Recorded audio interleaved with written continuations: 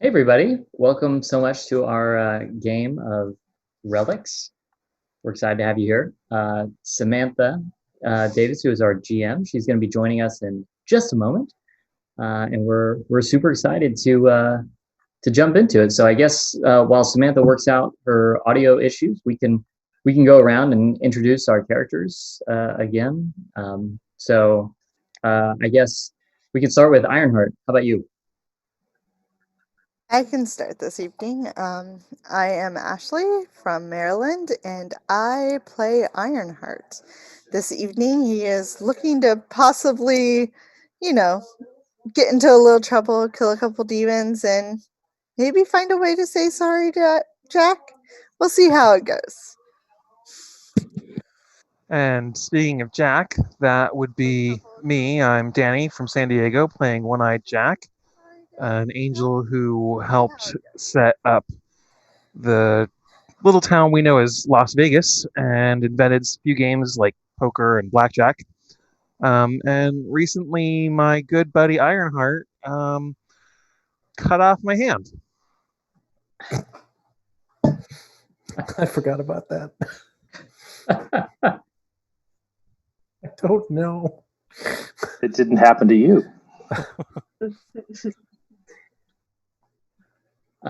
So Koy, how about you next? Howdy, everyone. My name is Rowena. I'm from Maryland, and I am Koy Bumba.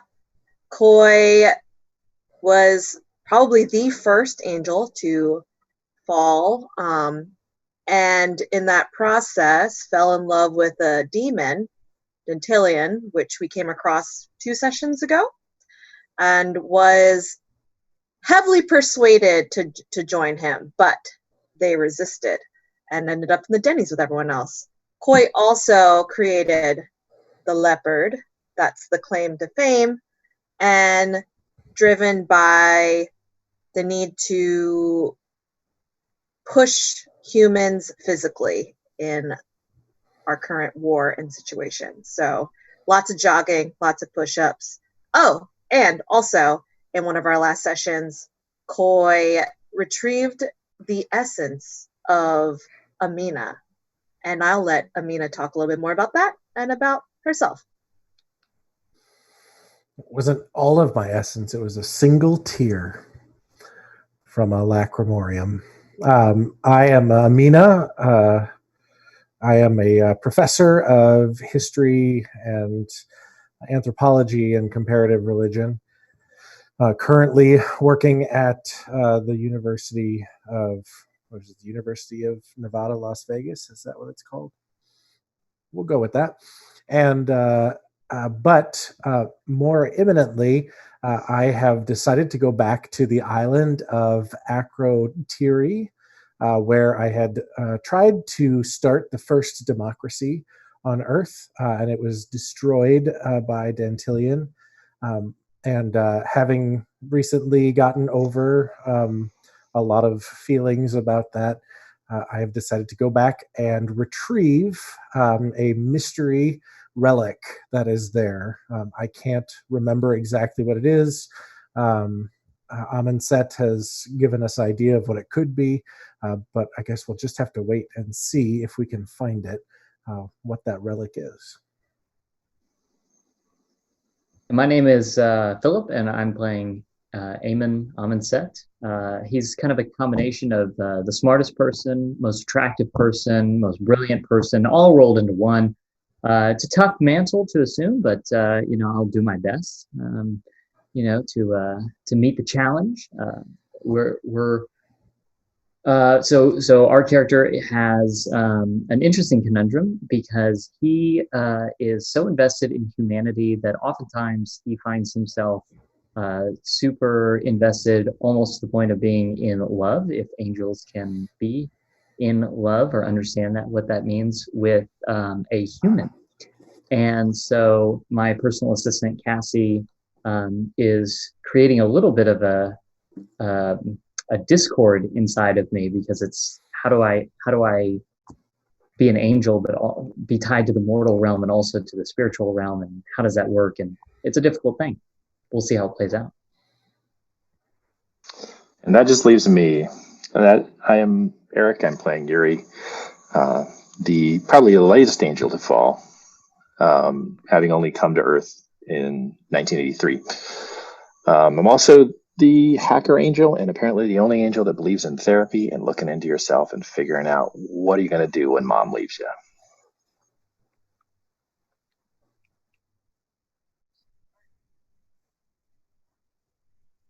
Everybody's gone. Everybody.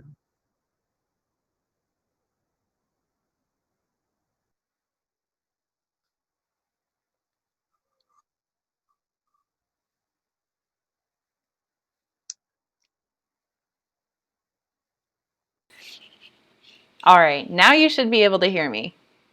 I'm going to wait and see what chat says. But other than that, I can just talk. If you guys can't hear me, I'm really sorry. I can confirm. You can confirm. All right, let's see if I am heard. Maybe. Yep, you're live. Yes. All right. Anyways, thank you so much, Phil, for taking over for a moment while I had mic issues. At least it was just me and not you guys, because everyone just kind of wants to hear you talk. So welcome. We will be playing Relics, a game of angels tonight. This game was published by 10 Star Games and was written by Steve D. You could pick it up now on Drive-Thru RPG as well as Indie Gaming Revolution.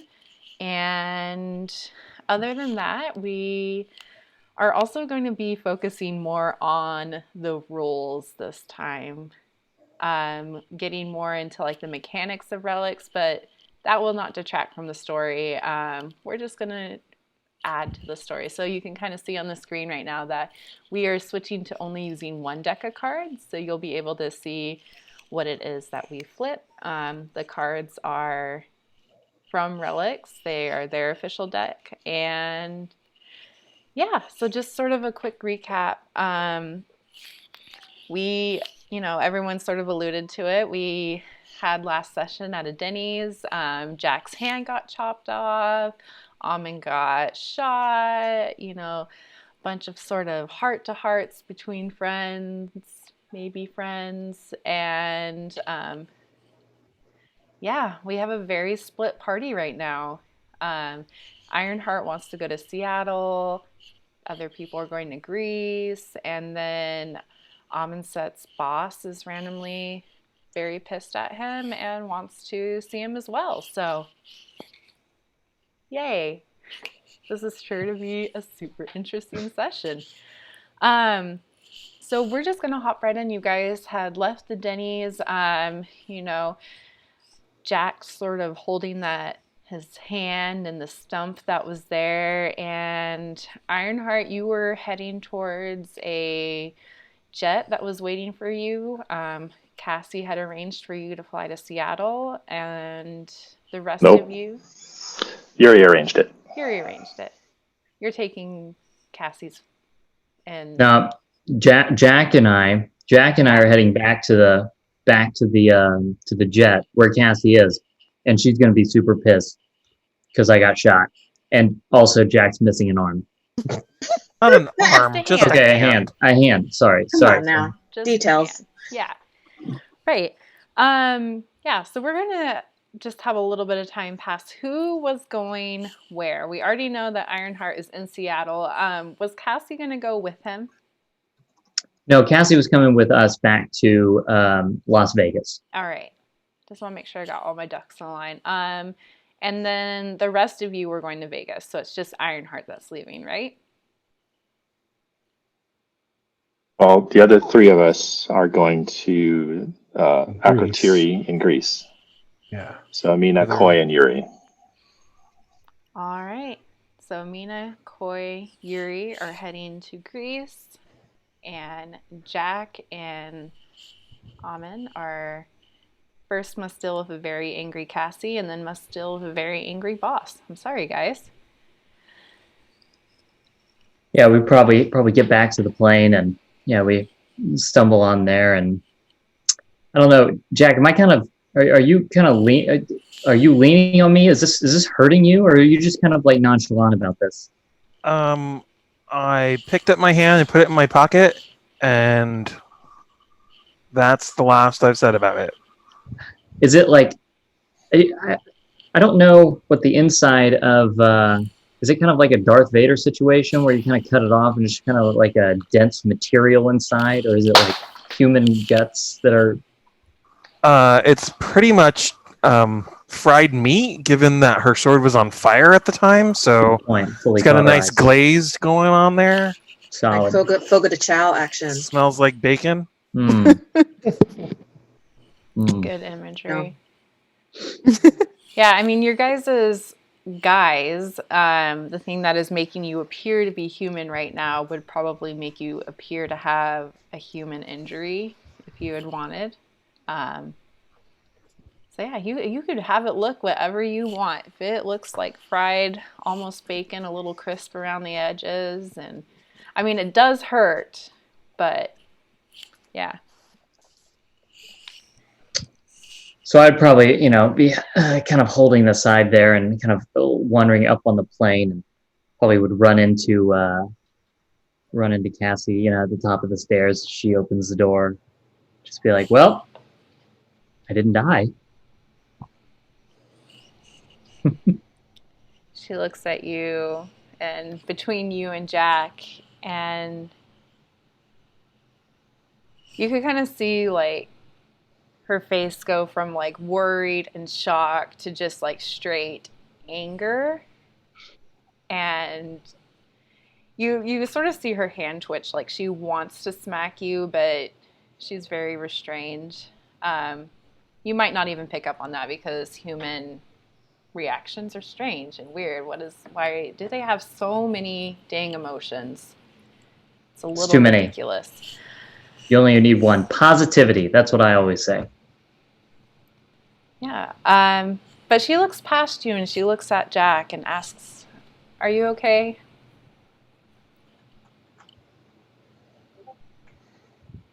I'll be fine. She glances at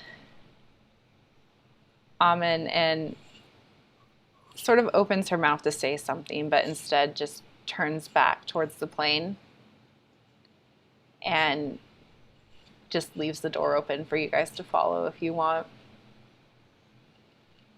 I turn back to Jack. Well, it could have been worse. Yeah. Have you forgotten where we're going? It will be. Oh, I kind of had this twinge of kind of fear, anxiety, quickly masked by my ability to not feel any emotions other than happiness. Right, we're gonna go ahead and go over to Ironheart real quick. You've hopped on your plane. Yuurei, would it be a private plane? Did you make them go? Yes. Perfect. It would be a private plane. They'd be instructed not to have contact with the person who's being transported. They're just a pickup and a delivery. Do you not trust me, Yuurei, not to kill them? Correct. I do not trust you not to try to poke the inside of the plane while it's flying. I mean, they would do that. Ironheart, as you reach into your bag at your feet, there's a card there that you don't remember putting there. Do I recognize the handwriting on it? It appears to have been typed on a typewriter, and it says Ironheart on it. Interesting. So he'll pick it up and read it. Yeah. You break the seal, and as you pull it out, it's this very colorful card. It almost looks like a sort of sunburst with yellow. And in sort of big typography, you see the words, "Congratulations on your retirement." Sort of these big blocky letters, a Hallmark card. You open it, and in this glitter pen, sort of resembling fire as much as glitter is able to. The color is kind of there, just reminiscent of that. It reads, I'm so proud of you. I love you. Enjoy your retirement, Mom. And that's all that it says. You flip it to the back, and it just kind of has that created for you by some name and then a little price code.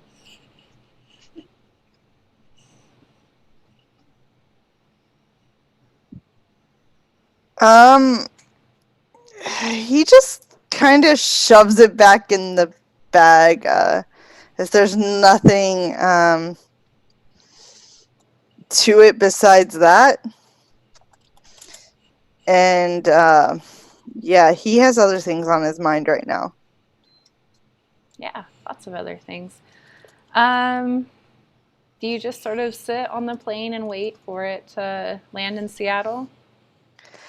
Is the phone he has working? No. Damn. No, Okay. you're on a plane. You never know. You wouldn't know. Yeah, he definitely doesn't know. He's sitting there trying to make calls out and not understanding why this isn't working at this point in time. But he would be impatient. If possible, I would be pacing back and forth. It is a private jet. So yeah, there's enough room for me to pace back and forth. Possibly messing with his sword, preparing himself for whatever comes when he lands. Yeah. Seems to be an uneventful flight right now. And then over to Koy, Professor Amina, and Yuurei. Getting ready to go to Greece. I'm sure you've procured your student, Amina, to come with you. Yes. If that's possible, I would like to have picked her up. Yeah, she would have been more than excited to accompany her professor on a, archaeological trip to Greece. And her name is Letitia Tanner. Letitia Tanner. Yeah, a senior hoping to get into a PhD program, just finishing up her master's, or is she already in a PhD program with you?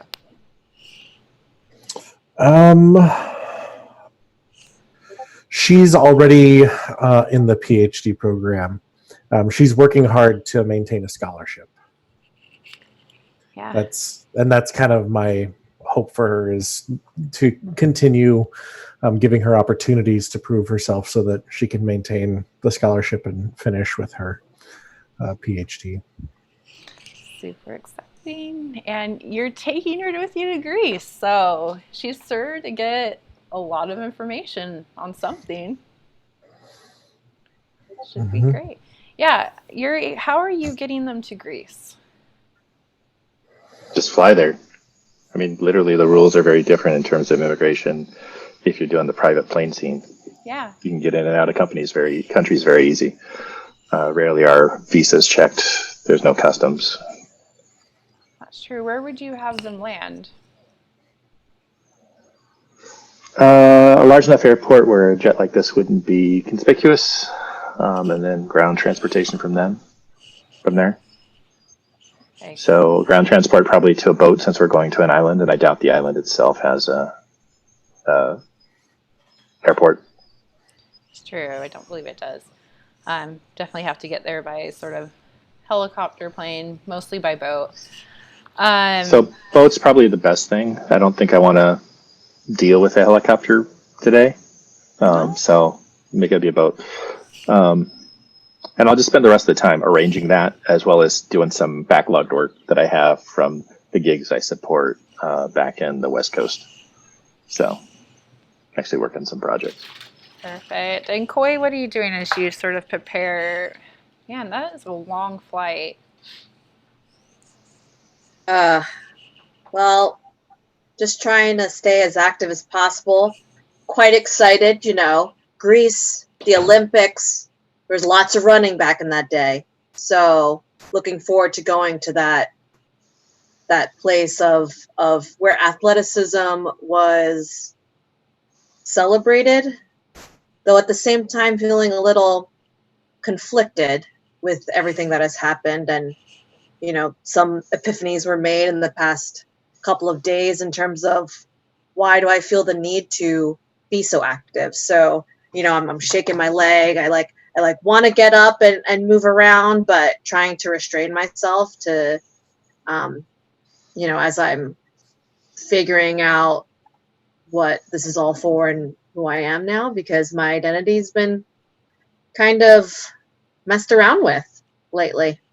Everything, it's just been a lot going on. They're just being quiet and nervous for once.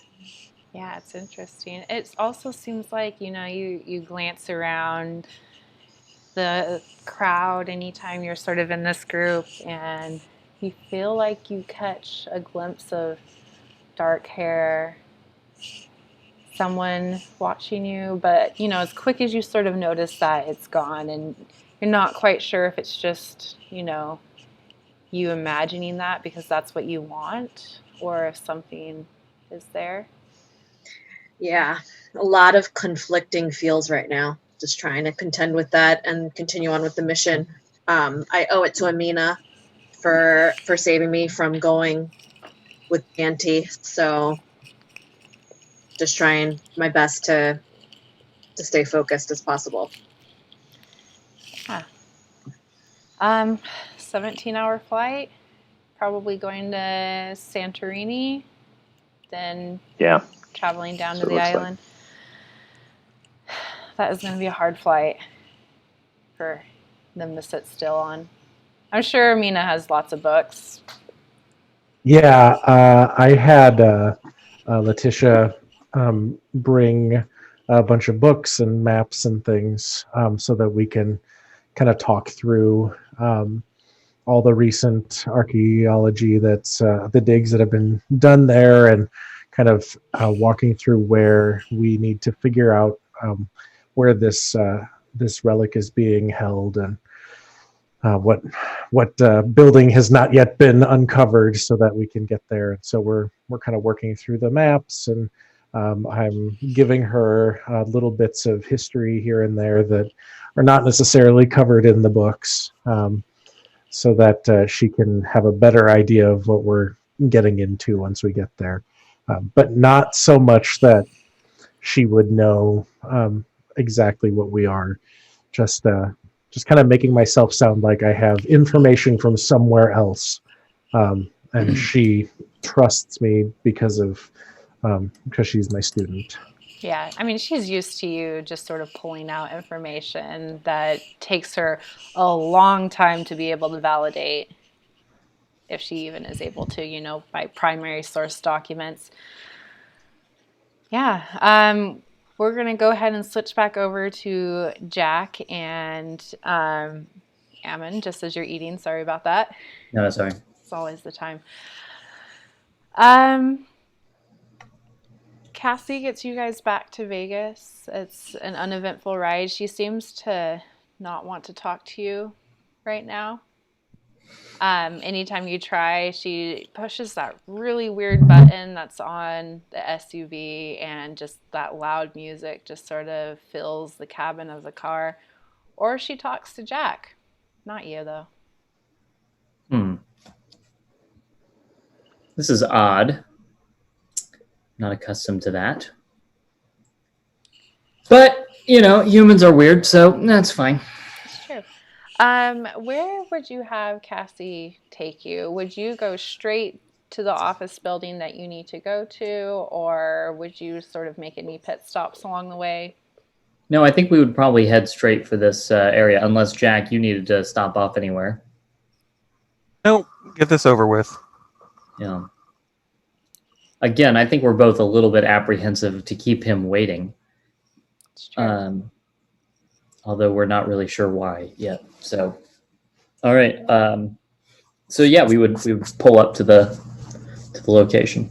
Yeah. So you pull up to this. You enter this underground parking for this large, black glassed skyscraper that's sort of not part of the Strip, but more of the part of the Vegas proper, where more of the business side takes place. And, it's sort of something that you guys have been familiar with. Times have changed, but, the black suit men taking you up the elevator, the waiting room, going up into his office. He always seems so hurried until you guys get to that building, and then you're just kind of sitting around in a waiting room. Like, it's a power play, it's irritating, but it's just always been this way. Jack, you remember back in the 20s when, the mobs sort of ruled Vegas. You had all the gangsters there, and for most of it, you were kind of, that was just the way Vegas worked, and it wasn't until, wow, that he came that you were like, that he sort of forced out the mobs and changed that. So how are you sort of feeling as you are forced to wait in this sort of lobby?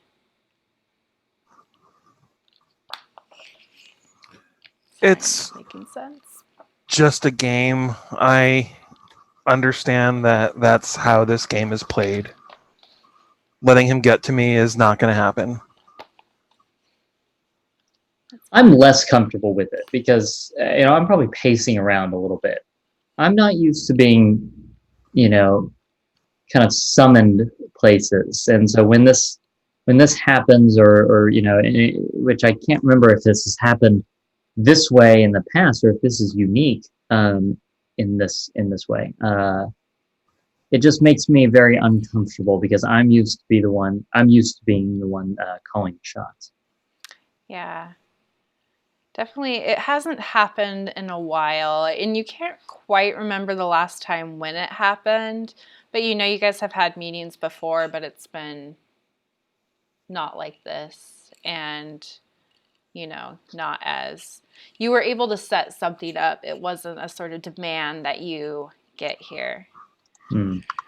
And finally, sort of seeing your discomfort and strange worry, Cassie will place a hand on your arm. It's mine. She's just look what I found. She'll place her own hand on your arm. Jack, are you just still carrying around this hand? Yeah, it's in my pocket. Okay. Jack puts his hand on my other knee, but then just leaves it and walks away. I love it. You just see sort of the fingers peeking out of the pocket. Are they moving? Are they still moving on their own? Is this like a Pirates of the Caribbean, like Pirates of the Caribbean? I mean, come on, Addams Family. This is the birth of Thing. Whatever. This is what Thing was. No, I mean, Jack doesn't want someone to accidentally get hold of his flesh, No, I'm sure that's a bit too much essence to hand off to someone. Hand off. Hand off. And I'm sure you very carefully cleaned up any blood that might have spilled, but it was... Well, the place where there was blood was on fire, so true. I was thinking that would cover that. And if not, then we could add more fire. Yeah. You're careful about things like that. Yeah. Yeah, poor hand. But oddly, you'll notice that it's not like dead. It looks alive. The color is still there. So you don't have to worry about it smelling or rotting right now. Hopefully. Yeah. So the door will finally open and, I'm going to rename this guy because I honestly can't remember his name right now unless somebody else took notes. I had it. Which guy? Doctor something. Yeah, Doctor. We're just going to call him the Doctor. Dr. Banda? Yeah, Dr. Banda. Banda, that's right. Oh, man. See, that's the issue is when you just write doctor in the notes and you're like, doctor what? Anyways, sorry guys. Yeah, Dr. Banda's secretary will open the door and say he's ready for you now. Great. I'll probably give an approving and thankful glance to Cassie to have her wait in the lobby while we go in. Yeah. As you guys enter, the office is dark. You notice all these sort of old trinkets, possibly relics, sort of lining the walls as though they're like collectibles. Large sort of oak desk sort of dominates the room. But again, it just feels uncomfortable, like something is like crawling on your skin as you enter this room. And Dr. Banda is sort of standing looking at this bookcase, his hands clasped behind his back, and he doesn't turn to you as he talks, but took you guys long enough. Is there a light switch in this room to ruin his dramatic lighting? Because if there is, I flip it. All right, yeah. You sort of flip this light switch. You're able to find it pretty easy. It's usually next to the door. You found, right. In your experience. Yeah, you ruin his dramatic lighting. As you do, you see him sort of flinch a little bit at the sudden brightness, and he turns. Jack, always a pleasure. Wish I could say likewise. You wanted something? Yes. I believe you guys were just out in Utah dealing with something, as well as a couple days ago you were dealing with another issue, and I've yet to see any relics turn up from this. Do you have anything? We do not. We were mostly dealing with, seems like, demons, and anything that we didn't have anything that came from those confrontations. One got away, and the other disappeared. Got away, yeah. There was a demonic relic, but Ironheart destroyed it. You just let him destroy the relic, and when its power could have been used? Yeah, just let him, because Ironheart is stoppable when he gets a bug up his ass. Suppose that is true, yet I find myself disappointed in both of your performances lately. Have you forgotten Mother's plan? The war that we are fighting? Oh, we remember the plan. Do you? My role, of course. My role is to help humanity to lead a better life, while you all worry about the other things that are going on behind the scenes. I forgot how much of a coward and how weak you are. But I suppose we always need fodder, things to bring the demons, but yeah. I would be very pissed at that comment, but for some reason bite my tongue when I normally would have lashed out at somebody. So what are your plans now, Jack? My plan was to come here and see what was so urgent. Apparently, it's dick measuring. I don't have time for it. Yeah, what do you have time for then? Back to the gambling halls? That would be preferable. Today might not be my lucky day, though. Jack's saying it's not his lucky day. Amon, So you trying to while talk? Yeah, well, while they're having this conversation, Mhm. I'd like to glance around the room a little bit more. Yeah. And so there's obviously a bunch of different little trinkets and things on the wall. Um, do I notice anything about them, or can I see anything about any of these? Do any of them remind me of anything? Well, why don't we go ahead and draw a card? So I guess if we're jumping into the mechanics and the rules, right? Mm-hmm. So we have a pool of skills, right? Right. Or a pool of tokens. And Mhm. how many do we have There's for this 7. session? So I can either accept my fate with whatever blight is going to be associated with this, right? Unless I have the skill already.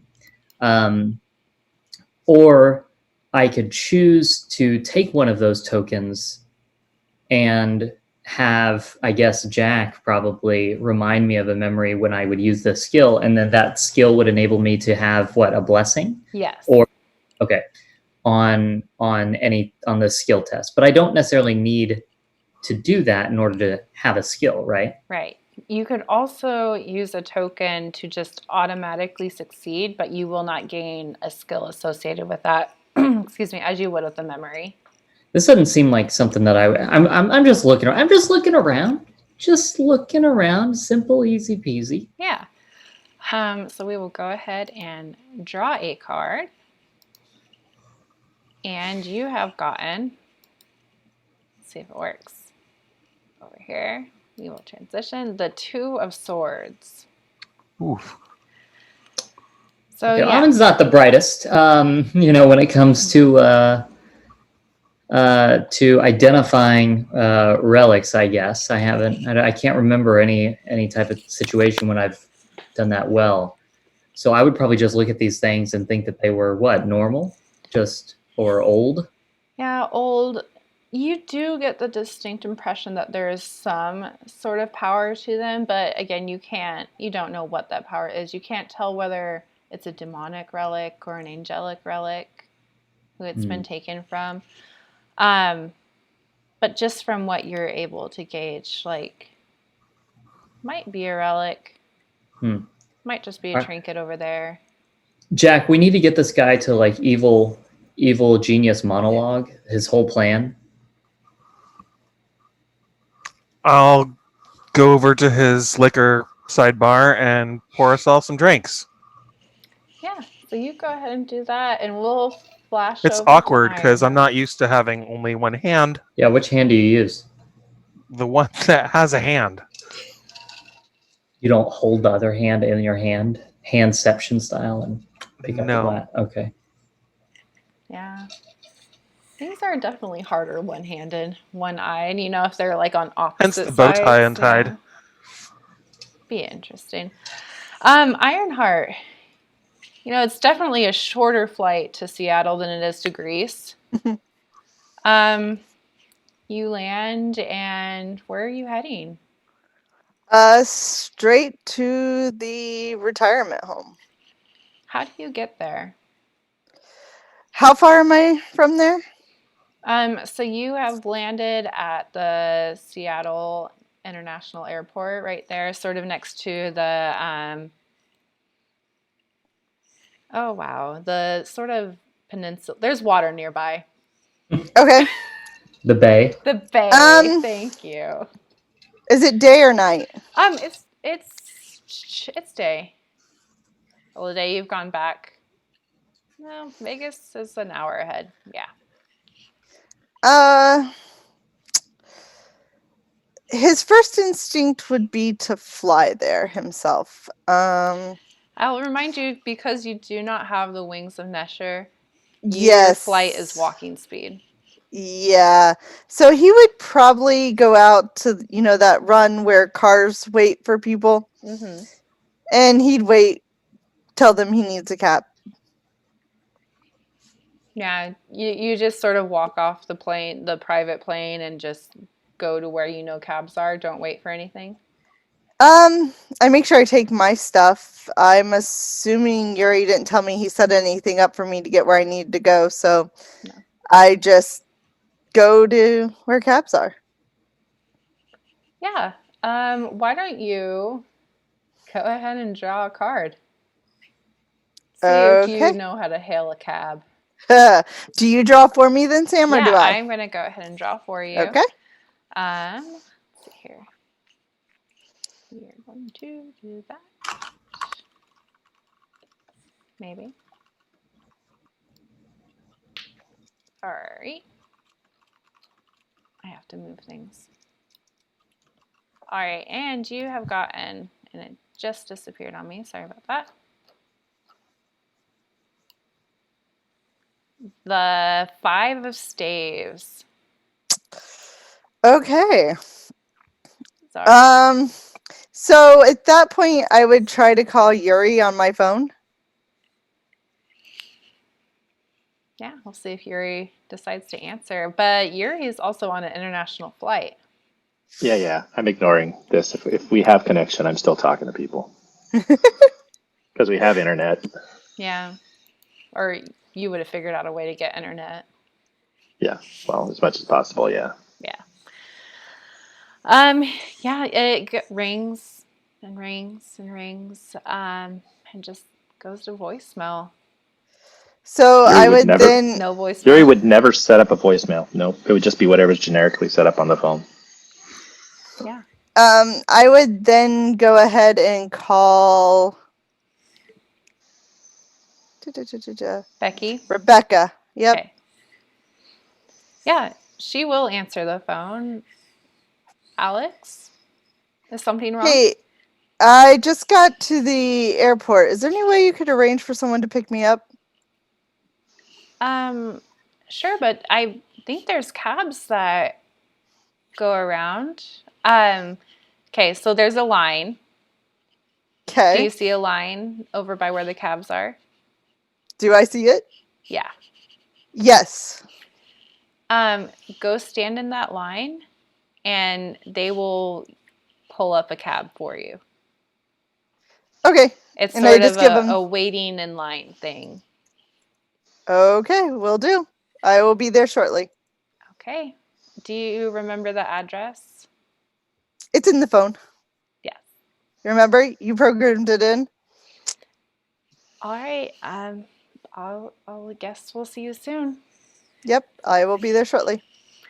Yep, she clicks off. You're able to finally get a cab after following her directions because human connections are very important. And yeah, so you're just going straight to the nursing home. Yes. We're gonna draw one more card for you. Okay. Let's see how well you get there. Maybe. All right, and you. Wow. Sorry about that. Have drawn. The thing is not appearing because you did not draw the 5 of staves again. Yeah, so as you are sort of in the taxi, you're in that sort of traffic, something runs into your car. Actually, another car sort of hits yours. And you are knocked sideways. Sorry, my speaker is being weird. Let me restart that. Yeah, so Ironheart, as you're sort of driving through the Seattle traffic, trying to get to where Alexis is, another car just runs right into you. It sort of sends your car spinning over into the embankment. The taxi driver's cursing as you go, and your car, the car that hits you just drives off. But your driver just sort of looks back at you. Are you okay? I've been better.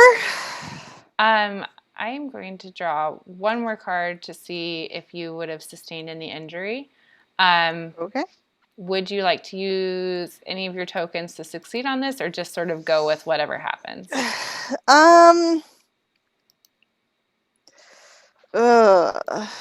No, I think, yeah, no, he would go with whatever happened Yeah. at this point. Sorry, I'd forgotten to click one button. You had drawn the 4 of Swords, by the way. So it was a success. But you were then not for striking. Oh, striking. Something That's was right. striking you. Uh-huh.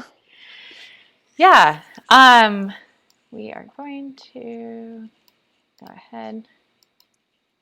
I had forgotten to click the show button, so it was not showing. All right, so you draw the devil. You have such good drawing skills. See if I get, So Ironheart. Yeah.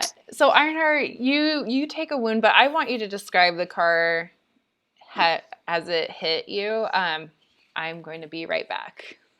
So to describe it epically. Epically. Okay. And more will come. So Oh, wonderful. Sounds great.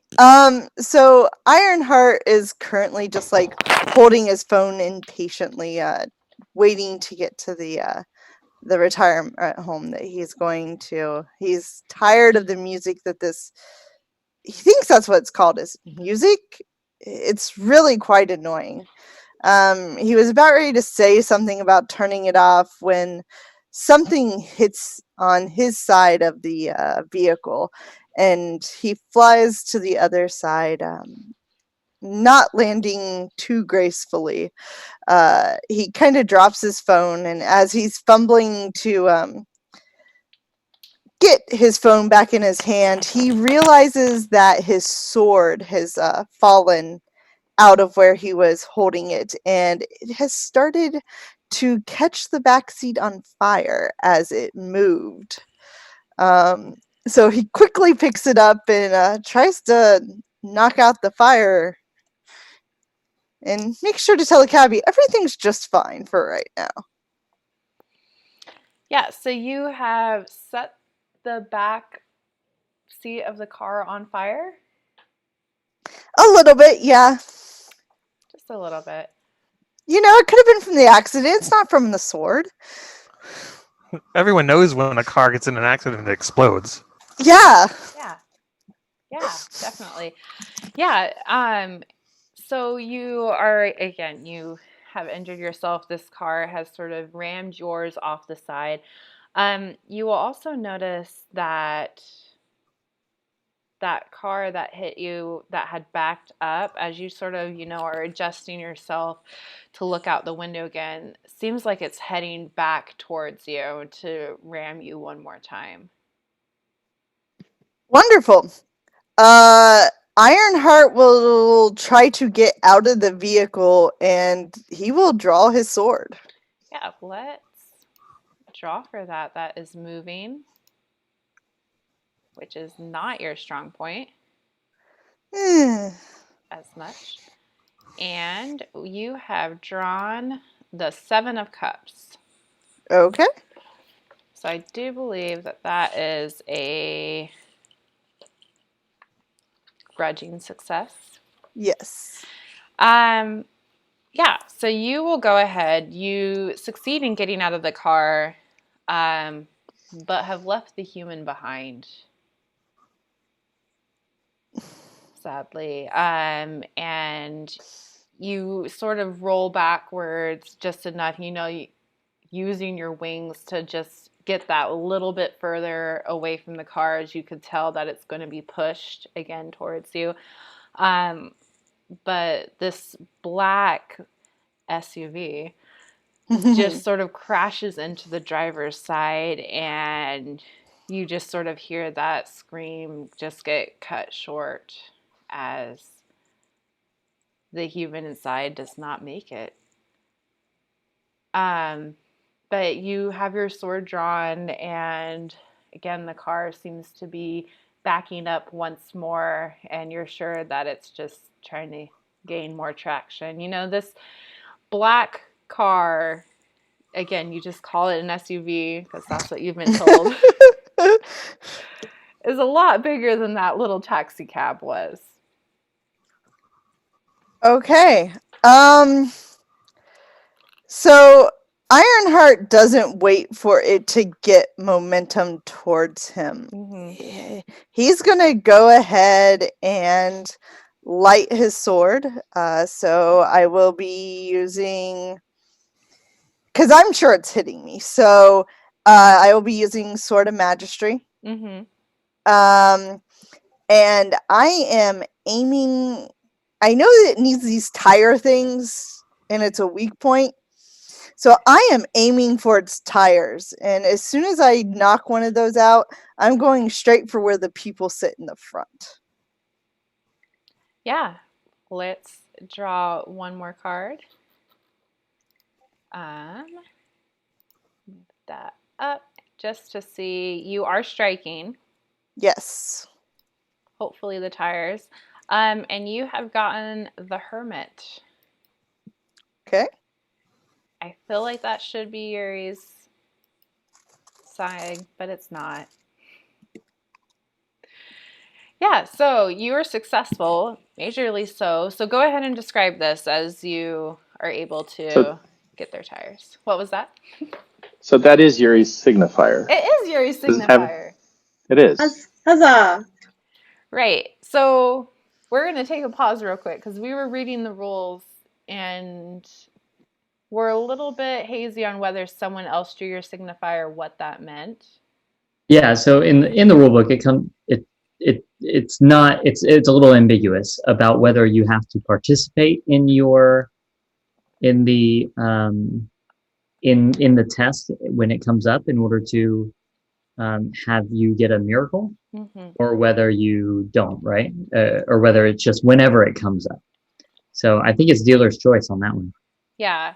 I believe that it actually says in the rule book, as long as everyone at the table agrees on what should happen. But so yeah, this is something for us to sort of discuss out, I guess, because Ironheart is by himself. Yuurei is on an international flight, you know, not taking part in anything right now. So what do you guys think? What would be Are the we most making interesting a thing for the universal story? rule? What was that, Ashley? Is it going to be universal or situational? This will be universal throughout.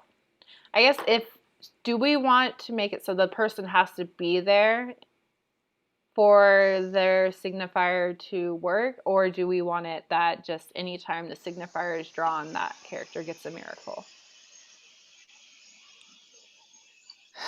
So I think Philip had done the math on this earlier, and it drops the odds of someone actually getting a miracle if it requires them to be there or be the one that draws it. Mm-hmm. Yeah, it's about 6 for it. So if it's we're supposed to shuffle the deck every time we do a skill check, except when we're playing blackjack with other people, right? So therefore, every time it's a 1 in 78 chance of drawing your miracle, and so if it's a 1 in 7, I think that we could make it where you have to be present for this miracle to happen, but like if otherwise, if we split the party and you're somewhere else, that doesn't make a lot of sense. Yeah, we The shuffles could back in. do that. Yuurei is marked for a miracle, and at a time that makes sense in the story, sometime this session, he will be able to receive that miracle. That sounds fair. I like that. I like that. I like that. All Yeah, right. I like that. So yes, So shall it be? you are marked for a miracle. And you were successful, Ironheart. You know, you feel a little bit of that existential crisis as you sort of swing your sword. But yeah, go ahead and describe this as you engage your Yuurei. He's extremely, extremely frustrated at this point. It seems like a lot of things have been against him to get to where he needs to be. The fact that the cab driver died, you know what? It's a human. It's one of Mother's creations, but it's a human. There's how many billion of them on this planet right now? And there is something in his way once again, trying to do harm. So he pulls his sword back and runs towards. Am I running towards the back or the front of the car, Sam? The front of the car. So it's like pulling backwards to. So he's running towards the car, towards the front, and he's actually running towards the driver's side. With every intention of taking out the person driving the vehicle, because he knows that that person is needed. And he's hoping that somehow he could convince whoever else is in the car to take him where he needed to be after he disposes of this driver. So he cuts the tire. And because of the Sword of Magistry, the flame cuts through the tire completely. The metal, everything, melting it to the ground. And he brings it up through the bottom of the driver's side floor and straight up into the person that's sitting there. Yeah. I'm just like imagining. Anyway. It's just a nice little upslide with it. Like a nice through butter. Yep. I mean, the thing's burning at 5,000 degrees, or is it 2,000 degrees? I don't know. It's burning pretty hot.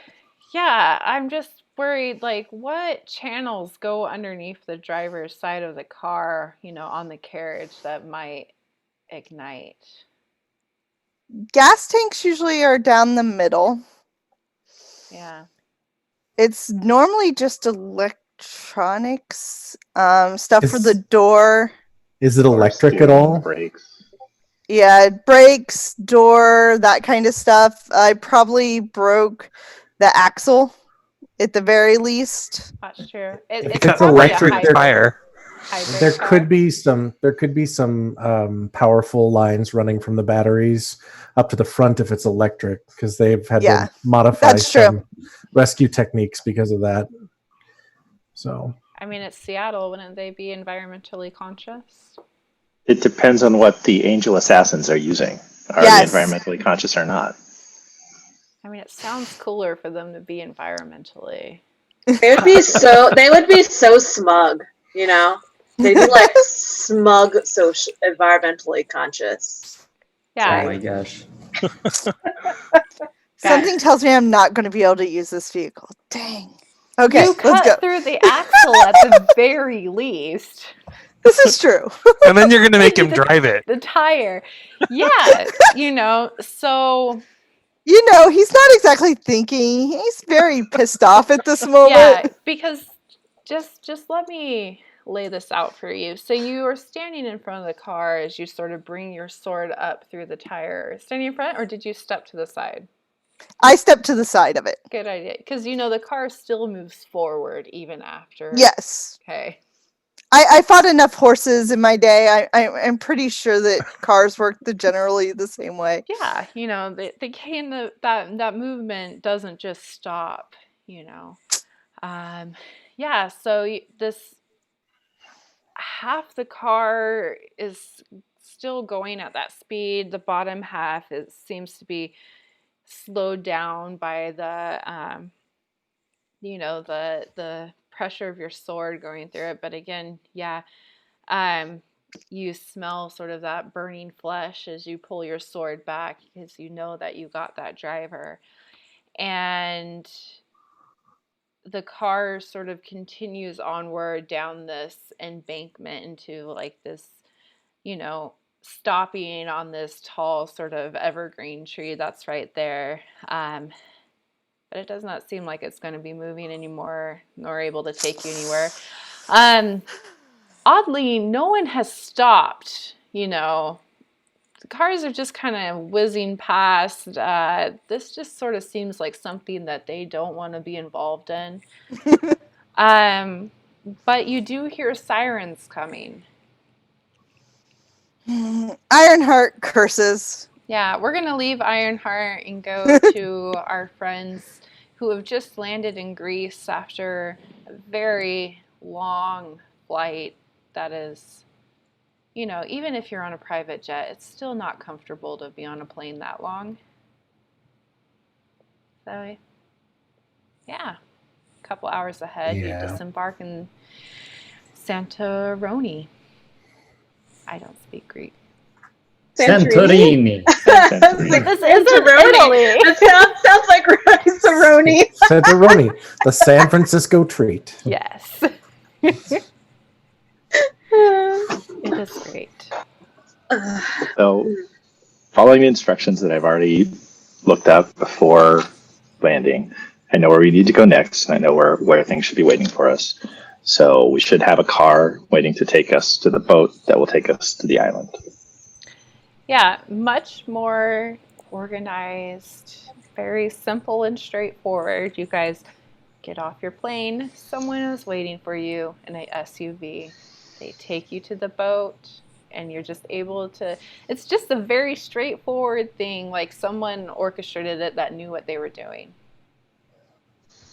Good job. And you are just going straight to the island. Yes. Kitty cat. Yeah. Why don't you describe this island for us, Amina?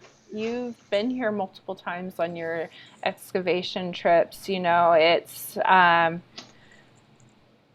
sort of so different, but you still see those slopes and those caldera cliffs, and off to the side there's still that Venetian castle that you remember going. But those cliffs are still hard for you to see, like just where this city had been totally destroyed. But it's also nice to see that it's been built up so much, over this short time after it had been abandoned for centuries. Yeah, it definitely it's definitely still got a bit of a rustic vibe, although I think she's maybe a little bit disappointed that some of the archaeological finds have started bringing more tourists there. Mm-hmm. So there's more hotels popping up and things like that, which kind of ruin it a little bit for her. But still, most of the countryside is still open, and she's. I think the biggest thing she's doing is taking in the landscape, while at the same time just remembering that freedom that she's gained from having finally released the burden of pain that she had been holding on to for so long. Yeah, I don't know exactly how it works, but if Koy can sense any of it, really just this overwhelming feeling of release and just kind of walking off on her own, and just taking the opportunity to breathe in the air and really just kind of pay her respects to those she lost before getting ready to do some digging. Yeah, I mean, Koy can definitely sort of feel, not as strongly as you are feeling it right now, but just that connection that you now have with Amina. You're able to feel that calm, that strength. And the island is still beautiful. You're surrounded by the Aegean Sea. It's warm, just a pleasant sort of temperature. You kind of have that breeze coming up off the water. Like, it seems just perfect. Mm-hmm. Definitely where I want to be right now. But yeah, it's just seems like you guys are someplace that you were meant to be and nothing's gonna go wrong. Don't believe her. No one believe her. It's beautiful. You can't worry about anything. Just Oh, accept where you're at in the moment. Deal with what you got. So after she takes her time to really soak it in, she turns to the rest of the group and says, "Well, Letitia and I did our research on the way here, and we discovered something that hopefully will be fortunate for us. Where they have been digging, where this museum they've constructed is actually pretty far from the place that we had set up for this relic, but there is a church that is built right on top of the site. We can go there. We can maybe talk them into allowing us to poke around. If they've dug into the ground at all, we may even be able to have a good starting point for getting down to our relic." So, is the church active? Yes, it was the last time that I was here. Okay. how long Do has you have the it name of it? Another church? been? At least Amon won't go through the ceiling this time, hopefully. Fingers crossed. I wouldn't rule it out. I always keep my eyes looking up just in case. Case of falling homicide. So you have the name of the church? Yuri's typing up the thing. Yes, it's the Archangel Michael Church. Archangel Michael Church. Hmm. Do they have any contact information? Dealer? Yeah, it's pretty easy to find sort of this, the number towards the church to the museum, if you speak Greek. Which I do. True. Professor Amina does speak Greek. Yuurei, do you speak Greek? Yuri doesn't remember. Yeah, I mean, having only descended from the 80s, I'm sure, yeah, you could call on someone if you want to remember. I know Greek from playing Assassin's Creed Odyssey, but that's about it. I think that Amina probably has a contact or two in the area. Okay. Just having been here, been back from time to time, and with the archaeological stuff going on, wanting to offer information or get new information, things like that. So I think she probably can give Yuurei at least a contact that she has. So do you know if this church is very well funded? Because if we just offer them money, they're likely to let us do whatever we want. The city pays pretty well to upkeep this church, but they could always use more funds. Okay. That's how it works. But so if you'd like to call them, or if you'd like for me to call them and hand you the phone so you can talk to them, you could offer them up to $100,000. I don't know what that converts to in Greek money nowadays. For how much time would you want? Oh, that really depends. First, we just need to get a lay of it. Maybe before we go offering them your entire bank, we can... It's not my entire bank. And why would it be my bank? We can maybe just go and pay homage to a beautiful building and just see what's in store for when we actually need to start. About 85,000 euro. Let me give you the name of someone I know who lives nearby, and they can probably arrange a ride for us out there.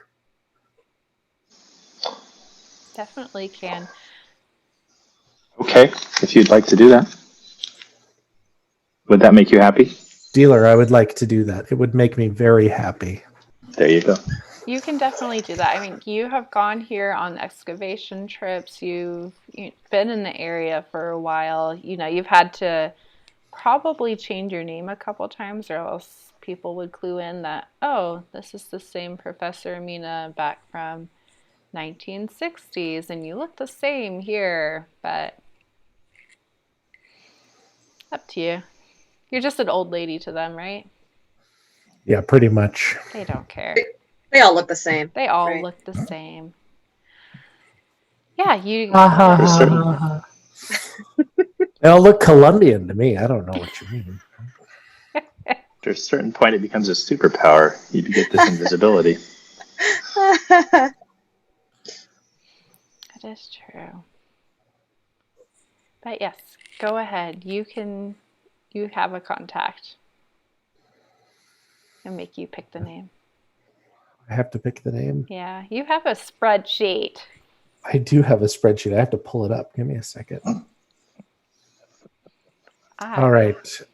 The person. Spreadsheet? You mean Rolodex? Yeah. Notebook. The man's name is Onias. And he was a foreman of one of the dig sites that I helped locate for them.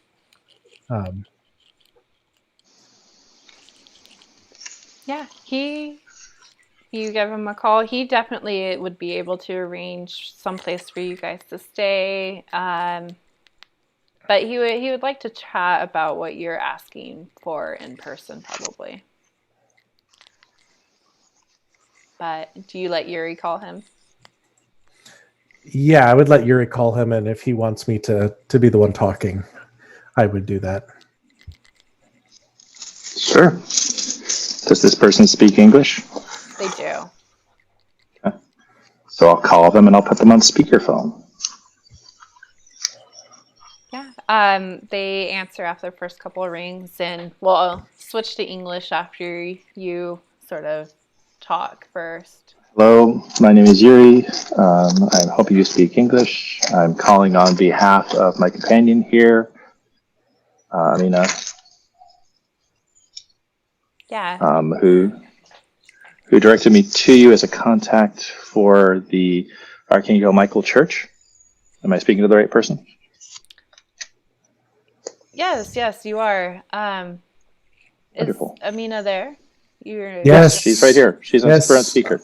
Onias, it's good to hear your voice. Amina, how are you? It's been a while. Are you coming soon?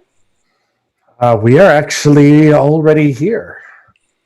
Our boat has landed, come ashore. We are. Hope it didn't come ashore. Our boat is here. We're on the island, and we are in search of another dig site. If you can help us, I may be able to make it worth your while. Are you not here with the university? No, this is more of a personal project. Why come over for dinner? Same address. We could chat about this. So to be quite transparent, there are 3 other companions traveling with Amina. I don't know if you wish to include us in that invitation or not, if we should make our own arrangements. Oh no, you come too. Okay. Does anyone have any allergies or dietary restrictions? No. I like meat. Meat? Okay. No? Okay. Looking to the graduate student, Letitia Tanner. Yeah. Is she gluten-free? Is she, pescatarian? Is she a fruitarian? No, she'll eat whatever. She's a starving college student. Okay. All right. Thank you very much. Can we stop and get anything? he seems almost not offended, but just surprised that you would offer that. He's like, no, you are my guests. You just bring yourselves. Thank you. We shall see you in 37 minutes. Oh, all right. Again, surprised, but And I'll working read them with back. Amina is different. Is this your address, or have you moved? No, I have not moved. This is Okay. my address. Amina knows where to go. Thank you, Onius. I, as always, look forward to it. Bye. Can't wait for the meet. Thank you. Yes, we shall meet soon. All right. Hang up. Roll down the partition. Give the drivers a different location to drive to. And then roll the partition back up. Yeah, I mean, you have to go through these small winding streets, but yeah, we'll go back there. Let's go back to our awkward office meeting. Not awkward anymore.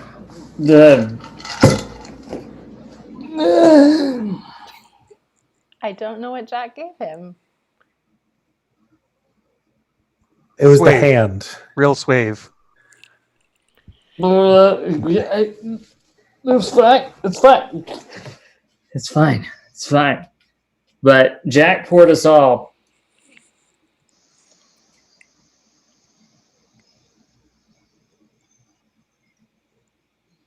lots of drinks, and we're feeling it. Yeah, so Amon is on the ground. Jack, you know how to drink. Yeah. You basically invented drink, probably. Or at least helped with it. I mean, come on. Yeah, you're Amon, why don't we draw a card? Yeah. Yeah. Let's see how out of it you're going to be for this. This will be fun. That's a word for it. Mm-hmm. All right. Well, you're fine. You have drawn the Ace of Swords. So you're conscious. Nailed it. Nailed it. But yeah, Jack, what? Maybe you should chat for a moment as Amon sort of gathers himself. You know, Dr. Bamba just stands there, you know, sort of swirling his drink around. So you summoned us here urgently, Dr. Bamba. It's Banda. It's Banda with a D. Bumba. Oh, the boom. Bardo, whatever. That's my drink. Yeah, I made some Boombas for everyone. That's why we're so messed up. Why do you want us here?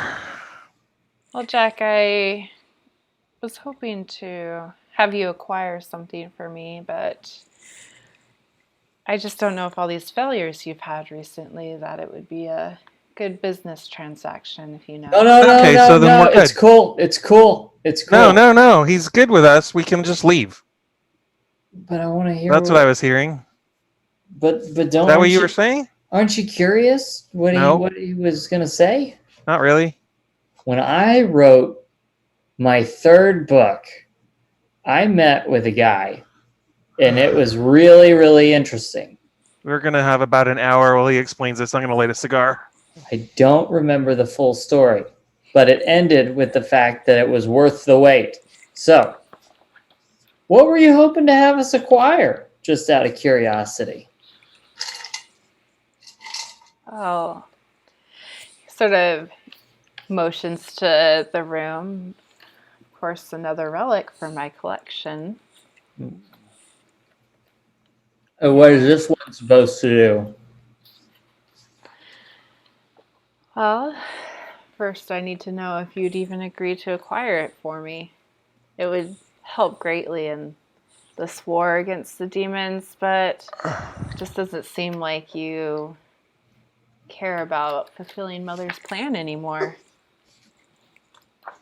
No, you stop right there. I care. I care deeply. Do you, Amon? Seems like But you care more about yourself than the greater good. no, no. My place is to fulfill Mother's plan. I think. And what about you, Jack? Have you forsaken our mother to become like the demons? Kind of the other way around. Now you'll have to explain that to me, Jack. Okay. So she's gone. Mm. Mm. So whatever plan there might have been, she the one that doesn't care. She doesn't care. You tell him. So why should we? I mean, You you got a nice You want to know what I think? collection of penis extensions here. Ah. Do you want to know what I think? Yes, I do. I think we should use all the relics to help the humans.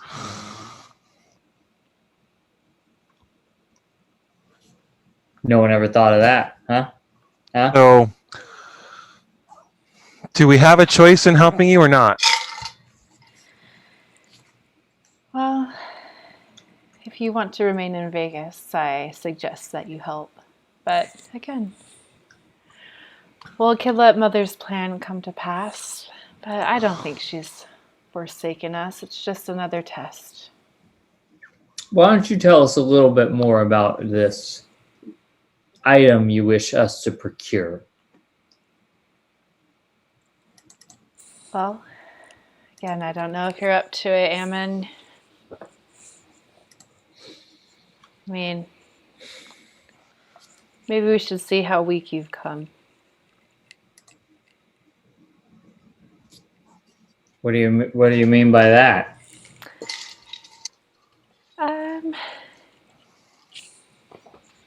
He will sort of reach into his pocket and, Amon, where are you? I think I've slinked onto the sofa, like the leather love seat that's kind of adjacent to Jack's kind of green leather chair that he's smoking a cigar in. Yeah. Near your head, this dagger will sort of embed itself in the leather of the couch. I remember when you used to play that game with the soldiers back in Rome. Do you remember that, Amon? It's faintly, perhaps. Remind me. Yeah, you probably have forgotten when you used to hang around the soldiers, but you used to put one hand behind your back and the other soldier would do the same. The dagger at the heel of your foot, and whoever pushed the other one back to sort of slice into that skin. The foot just kind of has some nerves there, if you remember. You would sort of let the humans push you back so that you would think that they'd think that they were winning, but you always got them at that last moment. Just when you saw that glimmer of hope in their eyes that they'd finally beat you. Do you remember that at all? The knife fights in Rome. That was a long time ago. Yeah, it was right after that human pet of yours was untimely killed, right? I would sit up a little bit straighter. Liked you better then. But I noticed you had a new pet outside, right? Is that why you're weak again? I have an assistant who is helpful at many different things. Kill her. You prove they're just humans. I'm sorry, what? Kill her. Is that not Mother's So plan? I'm gonna call right here because this is bullshit. You got something you need. You asked for us to come here, so you obviously cannot get it by yourself. You need us. The games are just dumb. Always been able to do that, Jack. You see that he seems frustrated every time you talk. Like, you know the game that he plays, and it works on everyone else, but he can never seem to get under your skin as much as he'd like. So tell us what it is that you want, and we'll help you because we don't have a choice. Have you heard of the doll that moves? Key West Museum? No. No. It's an interesting relic. Whenever, there's a demon inside of it. He sort of walks around his desk. And it has the power to sort of animate itself. It's fascinating, really, and it moves and can speak. It's this doll, right? I can't figure out how this demon is able to do that to an inanimate object, but whenever it does this, when its owner is alone, it has had this tendency to sort of drive the people mad, and to make them commit these horrible crimes that can then blame on the owner. Its last victim was that painter, and he sort of snaps his fingers as he tries to remember the name, and Robert Otto. But it's just, they put it in this museum, and it's just, I could feel that a lot of people have tried to steal it, those humans, and it would just be safer here before a human takes it and commits those atrocities again. Right. That's all. We're looking out for humanity. You want a dolly. Indeed I do, Jack. Well, do you have anything that would help us to accomplish this goal? I say, through seething teeth. I had almost forgotten that you were there, Amon. I thought you would have gone out into the lobby. But no, this is just rent that's due. You guys have failed to procure anything else, and we need payment to keep Vegas going, right? Do y'all mind if I go for a little skill here? Hold on, let me pull this up here. The thing. I want to see. Can I understand his, like, I want to, like, almost intuition to understand what this guy's weakness is, because he's now threatened. He's now, like, he's treating me like crap, right? Right. He's now not only threatened Cassie, but also invoked the name of my former love.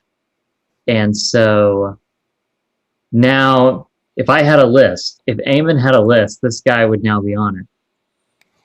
Along with This guy's way more powerful than either of us. I know. So I want to see if I can understand his. What would that be? Would that be his weakness? Would that be his motivation? Would that be his? I'm pulling out. What page did we say that was on? Here it is. Skill list.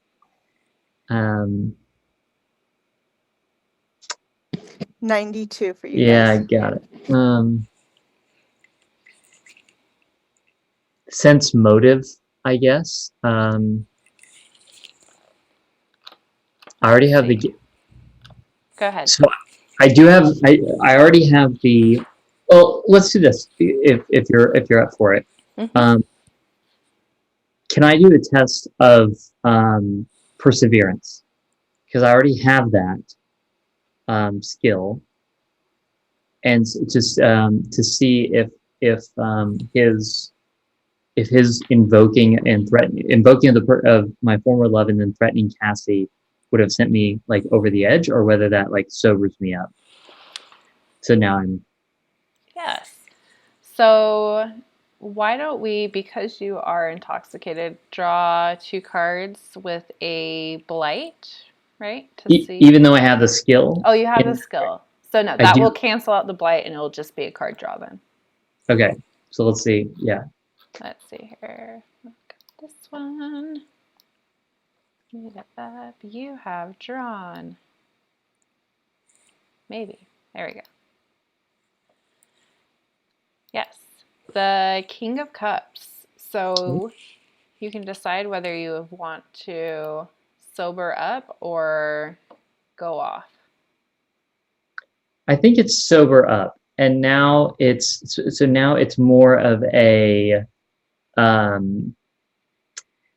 now it's more back to the idea of like, okay, I want to figure out what is going on. So whether it's sense motive or understand his motivation, or whether it's resist intimidation, or whether it's investigation or interrogation, I'm cool with any of those. Yeah. Whatever we think might apply. Jack, what do you think? Well, are we remembering something here? Yeah. So if I would have that situation, I guess would I call, or if I asked for that memory, would it have to be Jack that was sharing that? And then you decide what skill it is. Okay. Yeah. Since Jack is the only one here right now. Sure. Yeah. So we'll need to. But the memories are from the past, right? Mm-hmm. So it could be with someone else, or does the person actually have to be in the scene? Are you literally asking the person you're with about the memory you have? That's what I'm wondering. Is it vocal or is it? So can an angel recall a skill on their own if there's no other angel around? That's a good question, because from the rules that I have read, it needs to be someone else at the table that voices the memory. But the question of whether or not they need to be in the scene at the time is an interesting one. So it looks like we can actually use it, just as I'm just briefly glancing over this, that we can use it in almost like a flashback situation. Mm-hmm. In which case, so this can trigger something, in which case it could be anybody that can narrate that, because it would just be me recalling a time from before, but somebody else talking about it. Okay. So, well, I got something that kind of works with what you were going for. Yeah, for sure. Yeah. Back in, I think it was Akron, Ohio in the 1930s, when you convinced a whole bunch of, since we were drinking, alcoholics to get together and share their stories as a way to, one, get the insights of what's going on in their lives so that you could further your plans and whatever. pyramid scheme he had going next, and also help them, with the creation of a support group, an anonymous one, that people shared what their problems and their desires and their hurts and all that other stuff was, and it provided a lot of insight.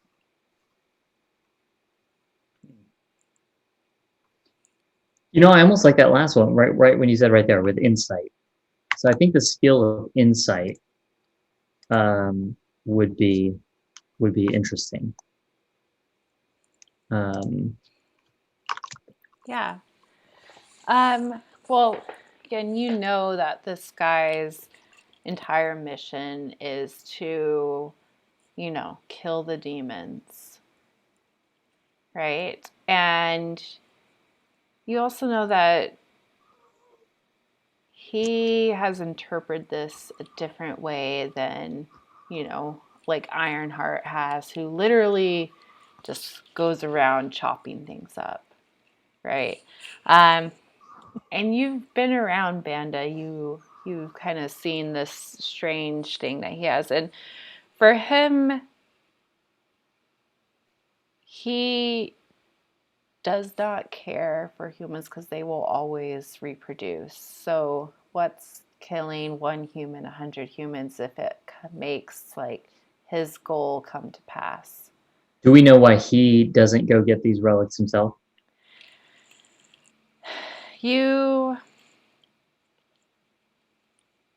have a feeling that, where Ironheart literally carries around a sword, it seems like he is more of a master of these small, sort of manipulative ways to get other people to kill the demons for him.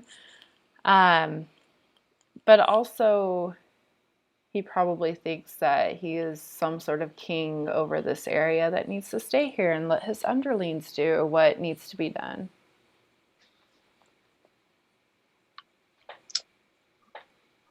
Dr. Banda, it seems we may have gotten off on the wrong foot. Who knows? Maybe it was me drinking. Who knows? It's probably Jack. I probably shouldn't have brought him here. You and I see differently in terms of how useful humans can be. I can't kill a human out there because that would make me ineffective for you. Who's going to tell me when to open a door and when to not run into it? I need certain humans to help me along my way, just like you need us to help you. So, we're happy to help. We may take us a little bit. We're we're busy people. Just kidding, people. Busy with what? He's got another lecture to give, always. But I could probably schedule my next lecture for Key West. They always love me down there. A nice Margaritaville lecture, conference circuit. But I know we haven't really seen eye to eye on this, but I was wondering if you might be able to help us. An exchange of sorts. If we're going to go accomplish this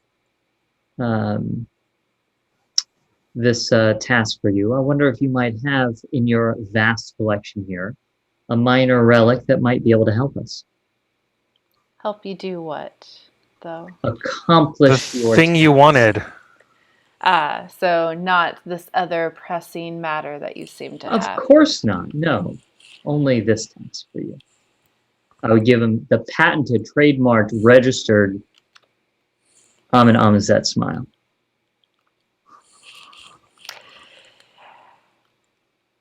He'll sigh and sort of walk around the room a moment, his arms crossed as he observes his collection. And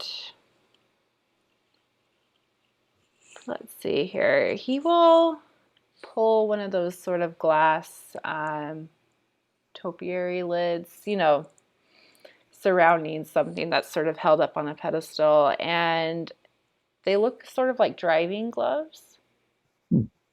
And he will pick them up, oddly smell them, just like breathe in that scent, and then he will place them on the desk for you.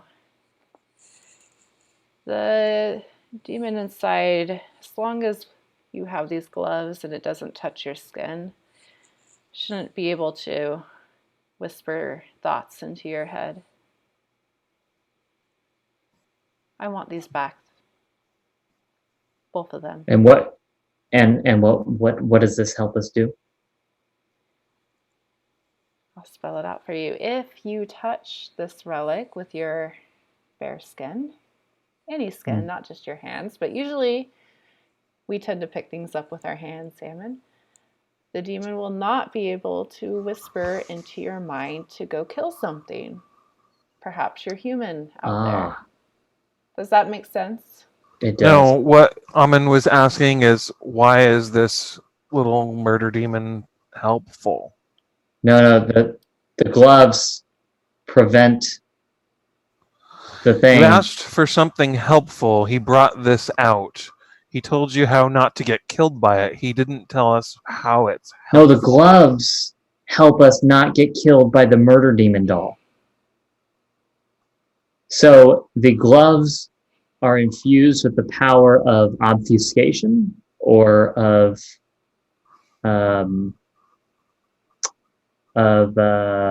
resistance against evil. The gloves, huh? Yeah. Fuck you.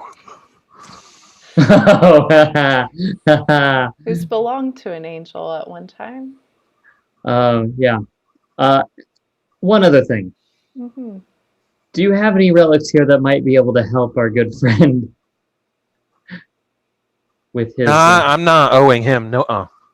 predicament? Nope. What happened? Were you not paying attention? I know. You were so busy setting off your show. I wasn't listening to you either. But the recap, back 30 seconds ago, we found a demonic relic. Ironheart killed it. My hand was in the way. My hand is now currently on my lap, and I'm using it as an ashtray. I mean, I could reattach it for you. I am a doctor. Yeah, I'll pass. Now, come now, Jack. It's much more effective to have two hands. And besides, then you could use these gloves that prevent us from getting attacked by the demon child. I do not wish to owe any more to this man, so I will pass. All right. Good luck finding a fire hot enough to mend yourself. All right. I am done. Be on your way. Very well. It has been such a pleasure. You should kill your human, though, Amon, before the same thing happens as did in the past. Oh, Dr. Banda, how little you see. At least my mind is not clouded and I think he's hitting on you. All right, If you Jack. kill your human, then Come on now. then you're available for him. No. Okay, don't dump your ashes out. No, not okay. All right. No. Shuffle you out. think on it, Amon. All right. Going over to Ironheart. Yes. Yes. So, yes, you hear the... You need to stop sending memes. Can't keep a straight face anymore. I just need to start posting them on the Twitch channel so you guys can see what I'm dealing with. Our background meme game is strong. You love it as much as we love Morgan Freeman. It's true. It is true. Yes, Ironheart, the car is in the ditch behind you. That smell of sort of gasoline filling the air. And you hear sirens in the distance sort of coming up the freeway towards you. You know, you have the forest right there and, just wide open road. What you doing? So can I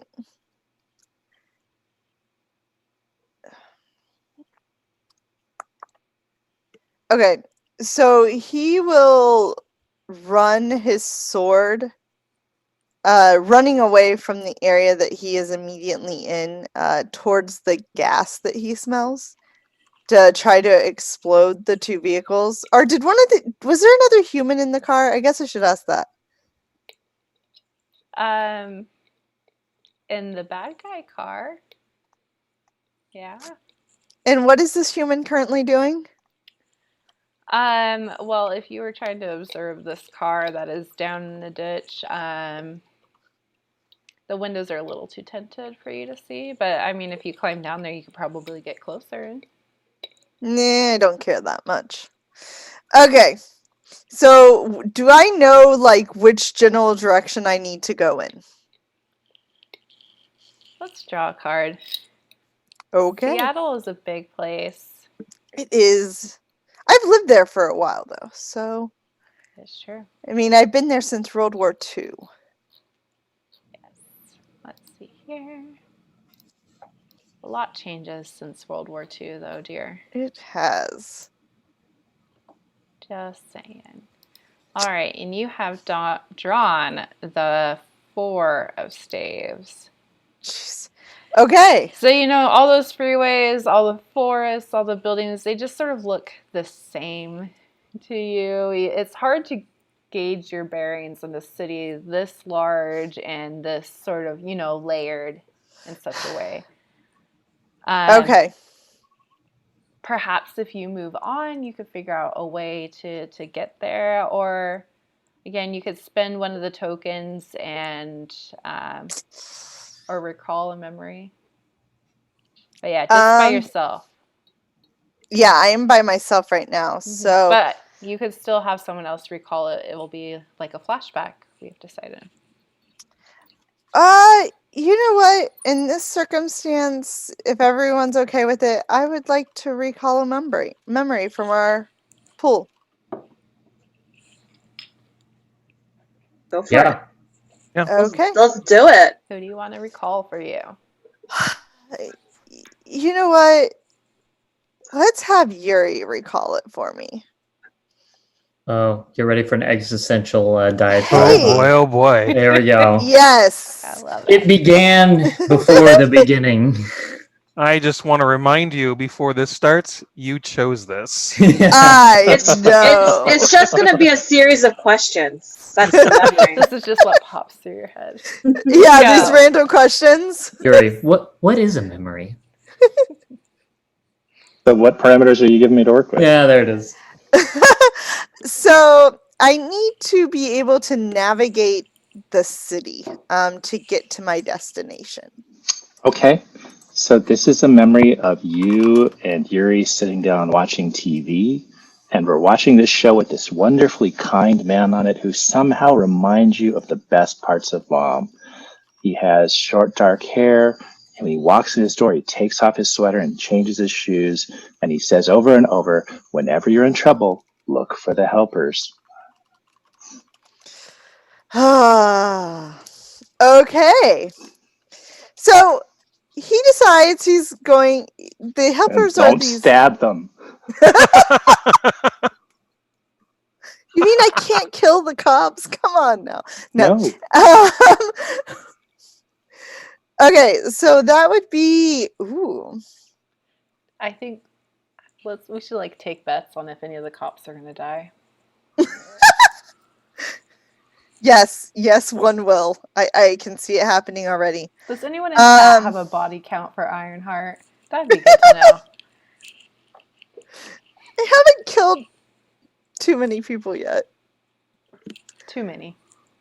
Uh-huh. Okay. I think the count is more how many minutes have we gone without Ironheart whipping out that sword? I feel like it would be a whole 0. Yeah, we need one of those signs, like time without workplace accidents, time without Ironheart pulling Flaming sword. Yes.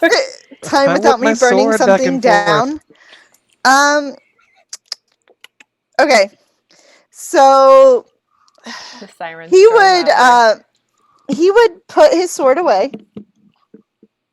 And see if he could find his jacket in the car to kind of cover his sword up a little. And he would wait on the cops to get there. Yeah, so you go back to the sort of crumpled car, the cab that you'd been riding in to find your coat. It reeks of that sort of coppery smell that human blood seems to take. Actually, the guy's dead. I'm pretty sure of that. Can I use knowing first aid to know if he is dead or not? I mean, you don't need to use your first aid skills. He's dead. Okay. I would actually light the vehicle on fire with my sword, just in case any of my own blood or anything like that got on it, that it would burn. Yeah, why don't you describe this as you set this car ablaze with your sword? As the sirens behind you grow louder and the perpetual rainfall of Seattle is falling. So I would open the door that's farthest away on the backseat of the sirens. And I would just slowly drag the tip of my sword through the car seat to light the seat on fire. That way it had cover from the rain and it would catch fire and burn. Yeah, so just the back seat. Hopefully it would catch the whole vehicle on fire. I mean, it's a pretty intense flame. That's true. But I would start it in the back seat just in case, there's those trucks that somehow have water in them that do these things with fires. I don't really like that. So I want to make sure that I get the prime area I was in first. And if the neighborhood nearby catches on fire, they're just humans. It's wet enough, right? They'll make more. Yeah. Humans are good at that. Mm-hmm. So then I allow the flame to die down and I sheath my sword. And I just kind of stand there waiting for these what were they called again? These police officers, I think it was called. Yeah. I'll wait for them. Yeah. As you start climbing out of the back seat, you'll see that an ambulance, different shaped cars with lights pull up. Big red one, a boxy looking one, a whole bunch of the smaller ones, and an EMT and an officer sort of run up to you and, how long is your sword, Ironheart? It is about 3 feet long. Viking sword. It's a Viking sword. Yes, so it's not you small. basically hung your coat on the hilt of it? Well, the hilt would still be out. It would be just the blade is covered underneath because Viking swords are generally carried on the back. Yeah. So you are like a bastard sword almost. So you're wearing the coat over the blade. Yes, but the hilt is still. But then the bottom of the blade is still sticking out of the bottom of the coat, unless you're wearing a trench coat. It's probably a trench coat. All right. I'm not silly. Humans tend to get a little edgy around my sword. Yeah, so you see this guy, Weird. the hilt poking out in this black trench coat, flaming car over here, another car in the ditch. Yeah, so the police exit their cars and they have their guns out. Oh, I'm looking at them. I look at them and I go, "Is that normal? Is this how you usually behave?" We're going to draw a card to see if, you have something on your back. I You're have wearing a trench coat. Who knows? I have People don't wear trench coats anymore. I know. I have speaking resourcefulness as a skill.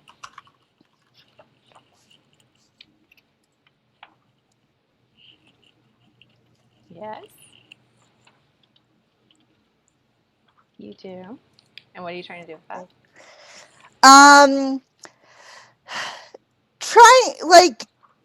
Trying to figure out if they see me as a threat, and if they do, convince them that I'm not a threat. I'm perfectly safe. I'm just traveling. Yeah, not a threat. Not a threat at all. So how does that skill work? So resourcefulness. Mm-hmm. I am not a threat. Yeah, I'm not a threat. I'm not gonna hurt you, assuming you don't attack me first. Do they have to believe it? I would say so. Most likely.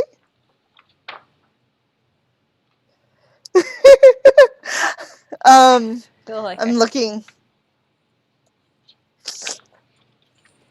I'm There's not anyone seeing in the chat that plays Relics. Yeah, Would you trust this man? I'm trying to calm them, to not make myself seem threatening. I'm not holding my sword out. I've kind of got my hands where they can see them, not looking like I'm going for my sword currently. Okay. That makes sense. All right. I'm just going to draw a card to see if it works. What do you say to them? There seems to have been an attempt to harm me. That vehicle over there, and I'll point to the one in the thing, hit my car and then continued to try to hit it again, and then myself.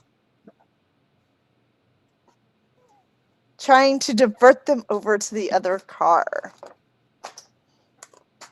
Where there's somebody driving out, I'm pretty sure. Someone's alive in there. Going anywhere. You'll see a couple of the officers sort of go off towards this other car, but they're not lowering their weapons towards you. They're wondering how you got out. Why are they after you, if you think so? Do they ask me this? Mm-hmm. I got out before it got hit the second time. The car looked a lot better the first time. And for why they're after me, you're going to have to ask the one that survived in that vehicle. Yeah. You could see if you look that they're pulling someone out. But these policemen still seem very wary of you. A couple of them have lowered their guns, but you could see that there's a couple in the back that are just as precaution. As three of the officers sort of approach you and ask if you are all right. I'll kind of look myself over. I have a couple scrapes, but there's no blood because I don't bleed. So I'll look back at him and I go, I believe I'm fine. Are you saying this? You're like, well, there's no blood because I don't bleed. No, I don't say that to them. Okay. I've got to clarify things with you to see what Ironheart is actually saying. He will like look himself over and he'll go, I believe I'm okay. I see no damage. Well, we have to insist that one of our EMTs check you over just to make sure. You could be in shock or have a concussion. You said you were in the car when it was hit? Yes, the first time. Yes. So they're going to try and take you over to the EMT, to the ambulance. My brother told me I should trust you, but I really need to get somewhere. Can you help me get there? Well, we can try and get you there after we check you over, okay? Can you check me over here? No. Well, it'd be better to be in a contained area. We just want to make sure that you are fine, that you don't have a concussion. You could see the EMT is sort of pulling out a flashlight, like he's going to shine it at your eyes. Do I know if there's anything special that would happen if he does this? No. Okay. But it just looks like he's taking something out and he's pointing it at you. What is that? Just a flashlight. You'll see him like hold up his hand, shine the light on it, and just like to show you. It just takes you a second to remember what they are. But I just want to make sure that you're okay. Can you just please come with us over to the ambulance? I don't like enclosed spaces. Well, why don't we have you sit down right here? I don't think so. I'd prefer to stand. Are you trying to get away? No. If I wanted to get away, I would have left when I heard those loud things on top of your vehicles. We really need to insist that we look you over. Okay, well, we can try and do it while you're standing then. Can Rebecca do it? She's a nurse. Well, it would be even better if we could take you to the hospital, so yes. No, not the hospital, the retirement home. We're going to draw a card real quick. Let's see. All right. Yeah. So this is the Four of Swords. So they're concerned. They aren't sure if you are crazy, if you've sustained some sort of concussion, if you are a perpetrator in this, but you could tell that they have grown weary of you and are probably going to try and restrain you. Humans. I pull out. I'm pulling out this communication thing. And he pulls out his phone and he dials Rebecca. All right. We're really going to have to ask that you not make any phone calls right now. No, she will explain everything. And he hits the button. Who are you calling, sir? Rebecca. Can we get your name? Sir. Alex. Okay, the last name. Hart. He's hit the button now. He's waiting for her to answer. I'm going to draw a card. Does she answer? Let's hope so. Yeah, she answers. Alex, I thought you were going to be here.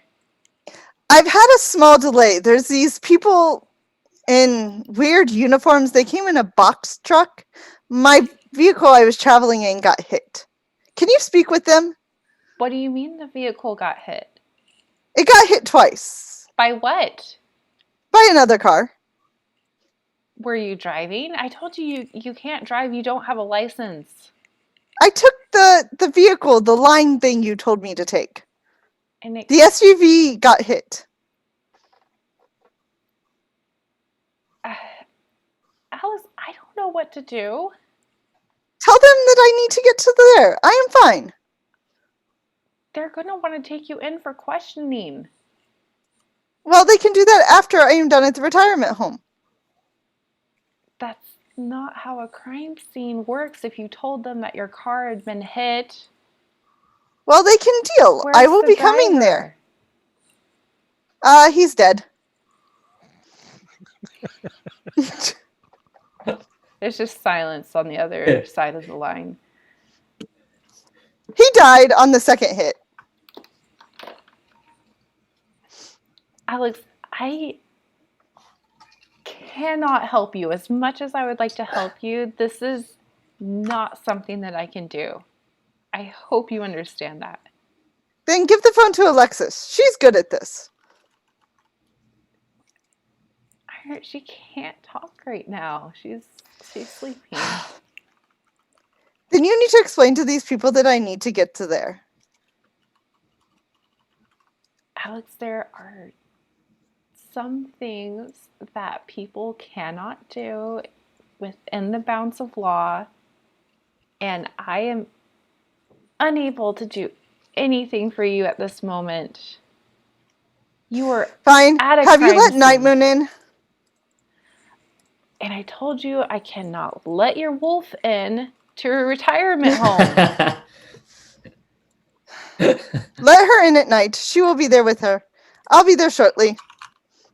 I may need a change of clothes when I get there. Ironheart. And he just hangs up the phone. Okay. Sorry, she is not helpful.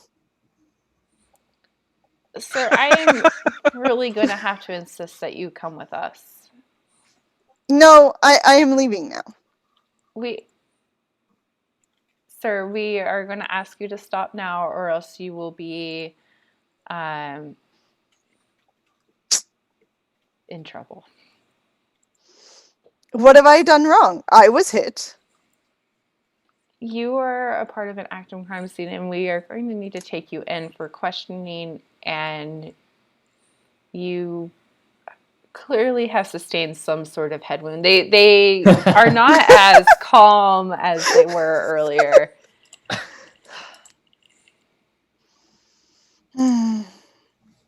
Demons are so much easier to understand than you humans. I will be leaving now. I have done nothing wrong. And I am leaving. So, and he turns to start walking away from the EMTs. Well, there's the police officers there too. Oh. And they're telling you that you should not leave. Or you are I walk away. Justice. That's the word. There is this thing you call arresting. Is that what you are doing? Have I done something worth that? If you leave this crime scene, we will have to arrest you. You would have to find me, which would be interesting. Again, they have raised their weapons. And we are going to leave you there. All right, back to Greece. You guys have arrived at Onias's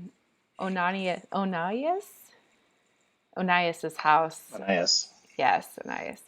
My handwriting is atrocious tonight. And and it's that same old sort of two-story terracotta house, painted white with some bright colors painted upon the roof. It's a beautiful place, sort of looking out over the ocean. And he has come out to welcome you as you guys approach with his wife and his 3 kids. Do we smell meat? Is there meat wafting out of the house? You are pretty sure that there is some sort of meat wafting out of the house. It smells delicious here. All right. You know, sort of that smell of lamb cooking as well as, mixing with that salty air. Again, everything is perfect. Nothing is going to happen that is bad. Yeah. So, yeah. So Amina is going to walk up to Onias and offer a big warm hug and is going to say, "It is wonderful to see you again. This is my compatriots Koy and Yuurei, and this is Miss Tanner, the student that I have told you about that is so promising." Yeah, he'll take your hands, and kiss you on either cheek for that traditional greeting. And You're all welcome here. We've, on such short notice, we weren't able to make the feast that we would have liked for you, Amina. My dear, I'm so sorry, but I think that you will find it comfortable here. I always do. Yes, come in. You'll have to see the place. My wife, she has redecorated the living room, and my daughters are so excited for you to tell them of your travels that you've had. So Amina would go and say hello to his wife and to the girls, and probably comment on how big they've gotten and all that kind of stuff. So it's probably been a decent number of years since she's seen them in person. Yeah. But she would have written letters or something to him in the meantime. Not emails, letters. No. Letters, that international postage. Yeah. Good. Yeah, one of the girls, they're excited to see you. They that sort of fast talk. This is everything that's happened, sort of switching between the Greek and the English in their excitement. And the wife will go up to Yuurei and then Koy and just smile and extend her hands. Say, welcome to our home. We are glad to have friends of Amina's here. Yuurei takes a step back and politely bows to her and says, "Very welcome. Thank you for having us. I'm sorry, but I have this thing about touching." Koy goes in for a hug. Oh, yeah. Very much a hugging family. She looks slightly taken aback, but tries not to show it as Yuurei steps away from her. But yes, we'll definitely hug Koy back. So you guys sort of go through, you have this wonderful dinner, and they send the girls away. You're sort of sitting, out on the terrace, just kind of watching the boats go, and finally Onias looks towards you, Amina, and asks, "Why do you want to go to a personal dig, Amina?" I've been doing some research, keeping it off the books. I believe I may have found something quite significant, but I don't know that I could get the funding for it, let's say. And if I can find what I believe is there, I would be happy to hand over all of the finds to you, everything that I can, and allow you to be the one to really take credit for it. But it's a personal research project that I've been working on, and Letitia has been helping me quite a bit. Yes, but you were aware that it's the international community that has taken over the projects here, the digs. I don't know how if I can do what you're asking. Well, thankfully, the land that we need to go to is owned by the church. So if we can arrange something with them, it could benefit them as well as us. You know how churches are; they can be applied with the right amount of money. He chuckles lightly at that, but so where exactly are you hoping to dig? Is this going to be a full-blown excavation, Amina? I could let you do something small, but nothing on a scale of what has been done around here. It shouldn't be big. We're looking for what I believe was a sort of temple that was set outside of Akrotiri. It would reside somewhere underneath the Archangel Michael Church. It wouldn't have too much around it. if my sources are correct, it would have been fairly standalone, but there could be some artifacts within it that would be quite valuable to the community. Can you share where you've gotten this information? It doesn't make sense that your university wouldn't fund you for this if you believe that there's something there. Oh no, I'm sorry. I'm funding this. And who are you again? I mean, I know that you're, but what interest do you have in these artifacts? I mean, this is not I I have grave no interest in the robbery. artifacts. I have no interest in the artifacts at all. I simply wish to support my friend. We've known each other a long time. I have resources, and I wish to help. And is it grave robbery if all the descendants are dead? What does separate grave robbery from anthropology? You have to understand these artifacts are for a people that had no warning that they were going to die. Should they not? A private excavation, Amina. You've never asked for something like this before. And yes, if it wasn't of the most importance, you know that I wouldn't be asking.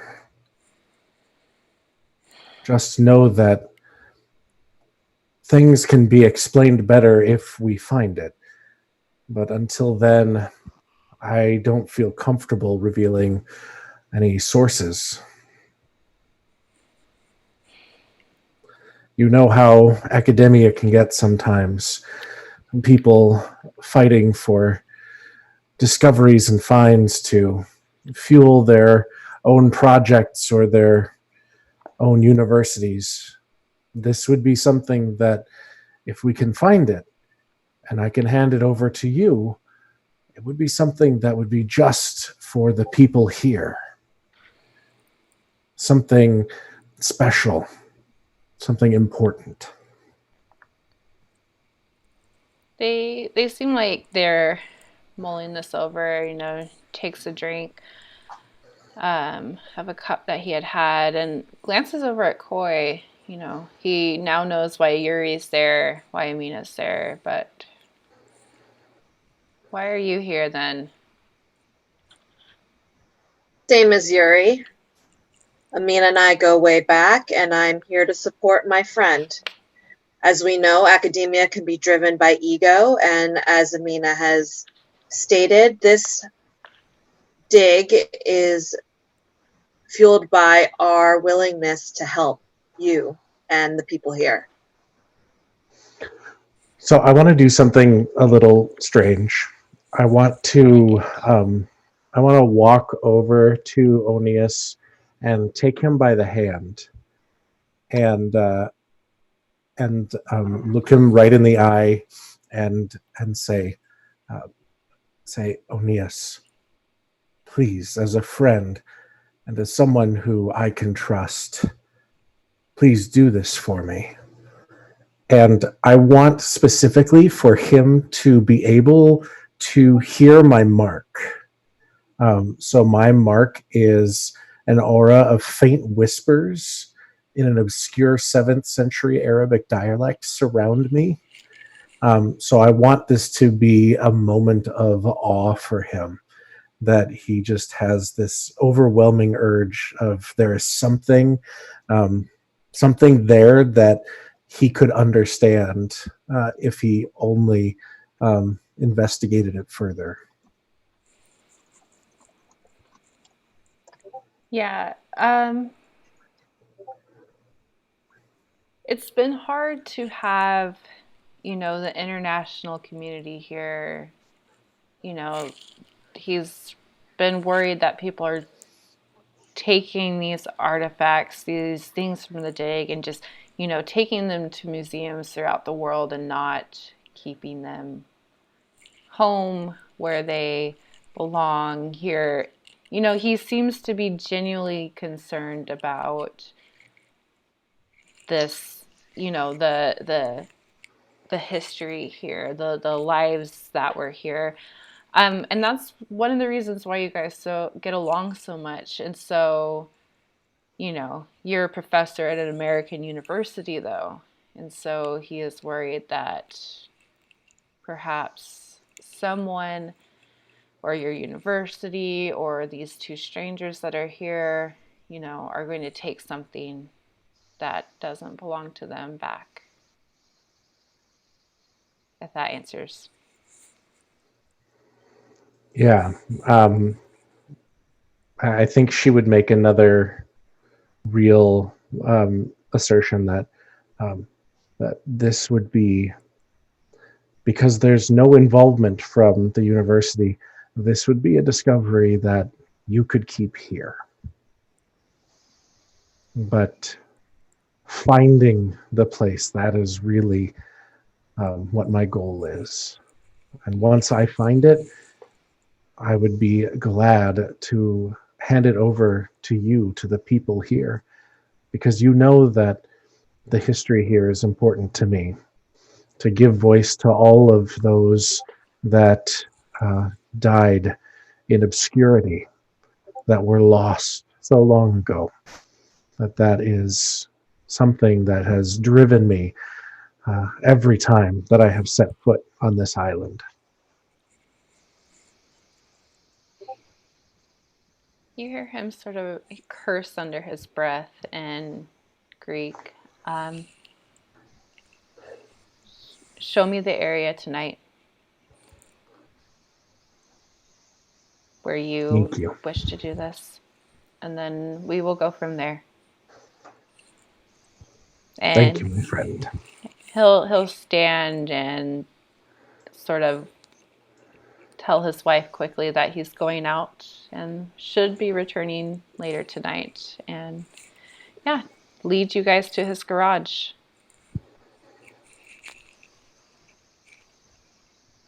Where he tells you I'm guys going later. for sure. If everyone else wants to come, they can, or if you guys want to stay back, that's up to you. He seems to be expecting you guys all to come.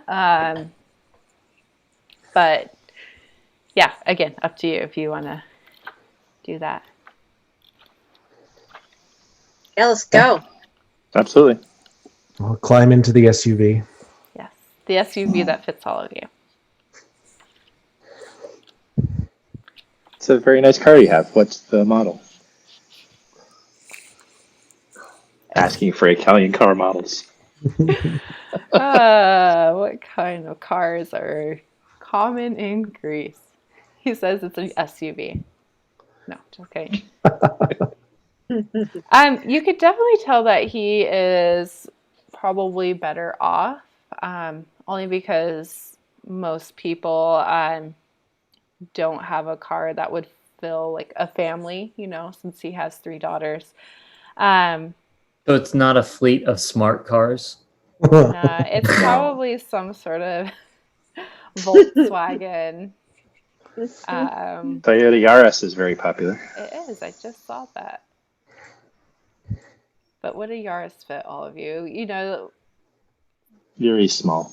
Yeah. Bumba's big. He has a Toyota Yaris. We're not name dropping, guys. Toyota, please sponsor us. Toyota.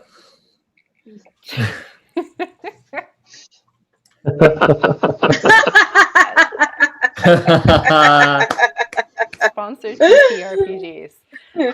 Well played, good sir. Well played. It's odd, yeah. So I mean, Amina's probably up in the front seat with Letitia and Yuurei and Bumba in the back, driving through the night streets of Greece. Winding towards. He asks you if you're heading towards the church. Then.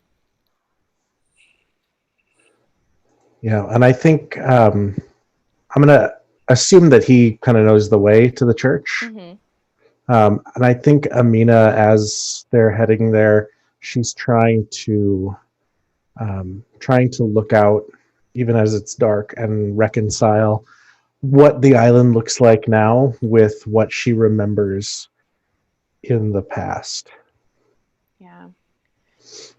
It's strange. It seems almost like your vision is flashing between the two.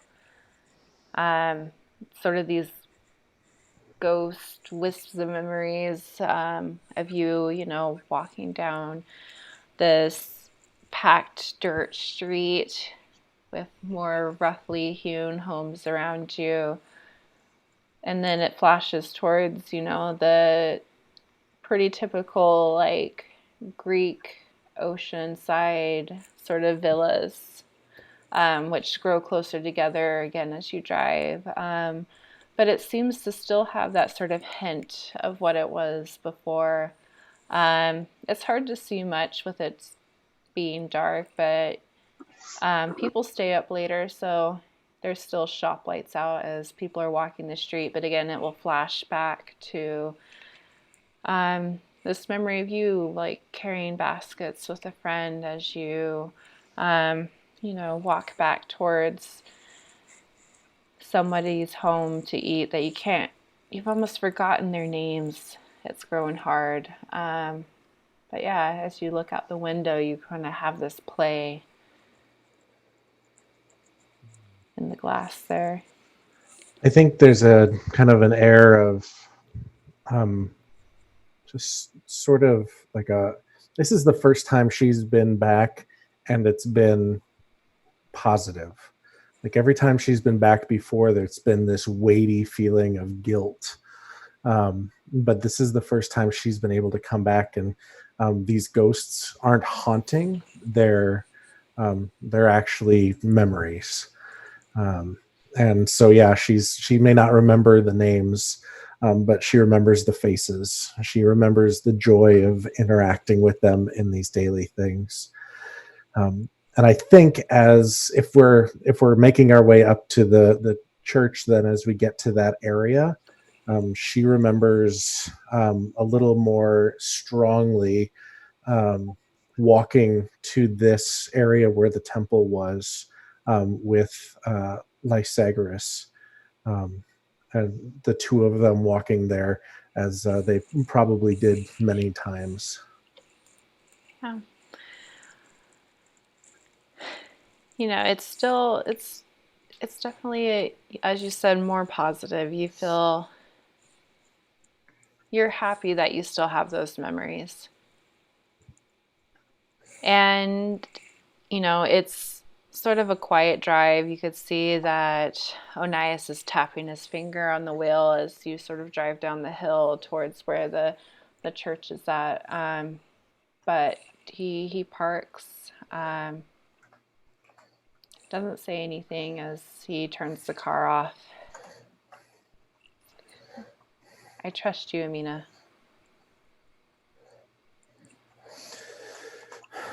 She just smiles and steps out and looks at where the church is, looks around, and closes her eyes, as if she's seeing the land as it was back before the volcano, and sort of just starts to walk in a direction, and I would think it's not too far away from the church. It wouldn't be directly underneath the church, but nearby. She stops and opens her eyes and turns around to the group and says, "This is it." Okay. And she looks to did my student come with? Did Yeah. Letitia come with? Letitia, Okay. sure. We just left her. Yeah. She looks to Letitia and she says, "Can you pull out one of the maps and check that these coordinates are correct?" Yeah, she does reply. She's very concise in what she does, and she pulls the maps out of her backpack, walks over to you, and pulls out her phone to get the flashlight to light the map as she sort of smooths them out on the ground. Yuurei reaches into their pocket and pulls out a small light from their everyday carry kit and uses that instead. It's got a diffuser. It's better than the cell phone light. Yeah, but she'll flip it off, put it back in her pocket. It's running out of battery anyways. And since I am Yuurei, Yes.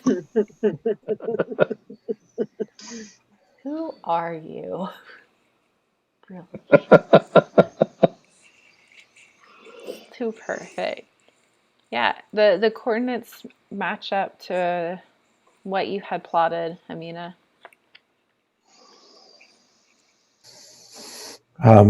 She looks over to Onias and says, the site would be down from here. I wouldn't know how far just based on standing here at night, but about as far as any of the rest of the city was found, I would expect. If the church, and she nods her head to the church, if they have dug out any kind of basement or anything, they may give us permission to do some work through there. Otherwise, we may just have to set up a small dig here. Even if we can just dig a hole so that we can break in through the top of this temple, we may find what we're looking for and be better able to map out a full dig afterwards. It will be hard with the tourists that have started to come. It's a popular time of year. And we'll have to pay the authorities to leave you alone. it's not a problem. I'll see what I can do, Amina. And it will cost. She smiles and says, what is money to discovering something new and amazing about our ancestors? It's true, but you know how the police can be around here. It is difficult, but I'm excited. You convinced me. Do you know where you're staying tonight? Yuurei will pull something on their phone and holds it up and says, "This is the location that I booked.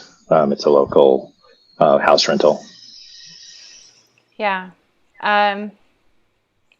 He says that it might take him a couple days to ensure that the authorities believe that you guys are going to be there and are allowed to be there. He does know that the church does have a basement. And it is, depending on what you're trying to do there, they could be persuaded to allow you.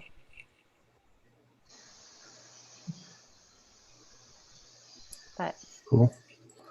I think in the meantime, I would want to show my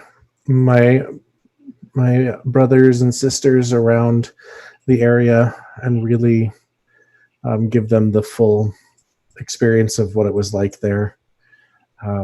Maybe find some opportunities for Letitia to be at the museum and go through some of the archives so that I could talk more candidly about what was going on.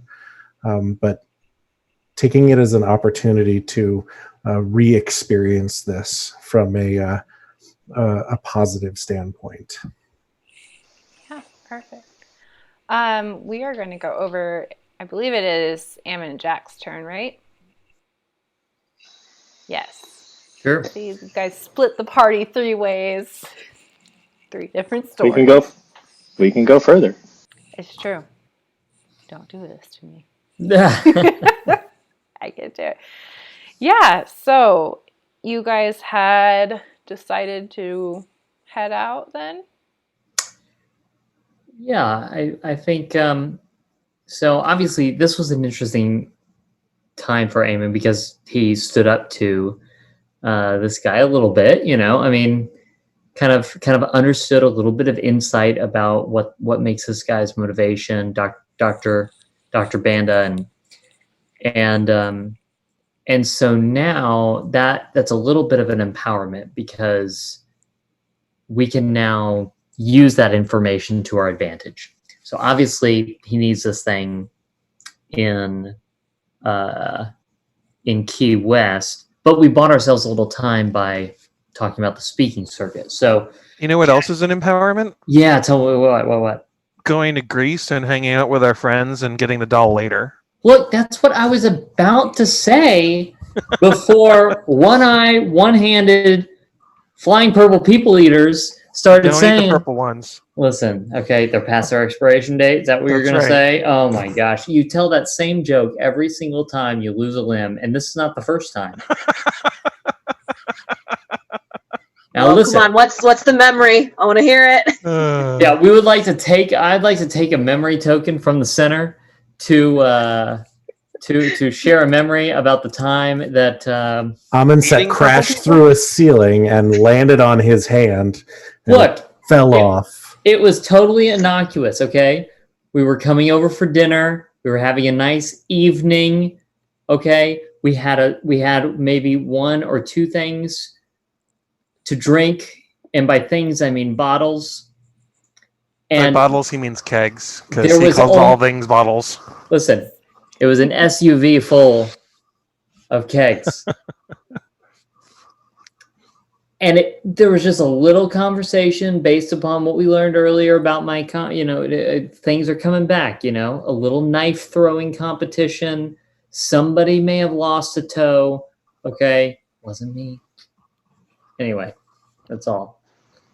So Stumpy over here is, yeah, that's what I was going to say. Listen, we bought ourselves a little time. Maybe we can go join our friends over there. Besides, I'm processing through some of this relic stuff. I mean, we may, obviously, we may need some of these relics to really accomplish our goals.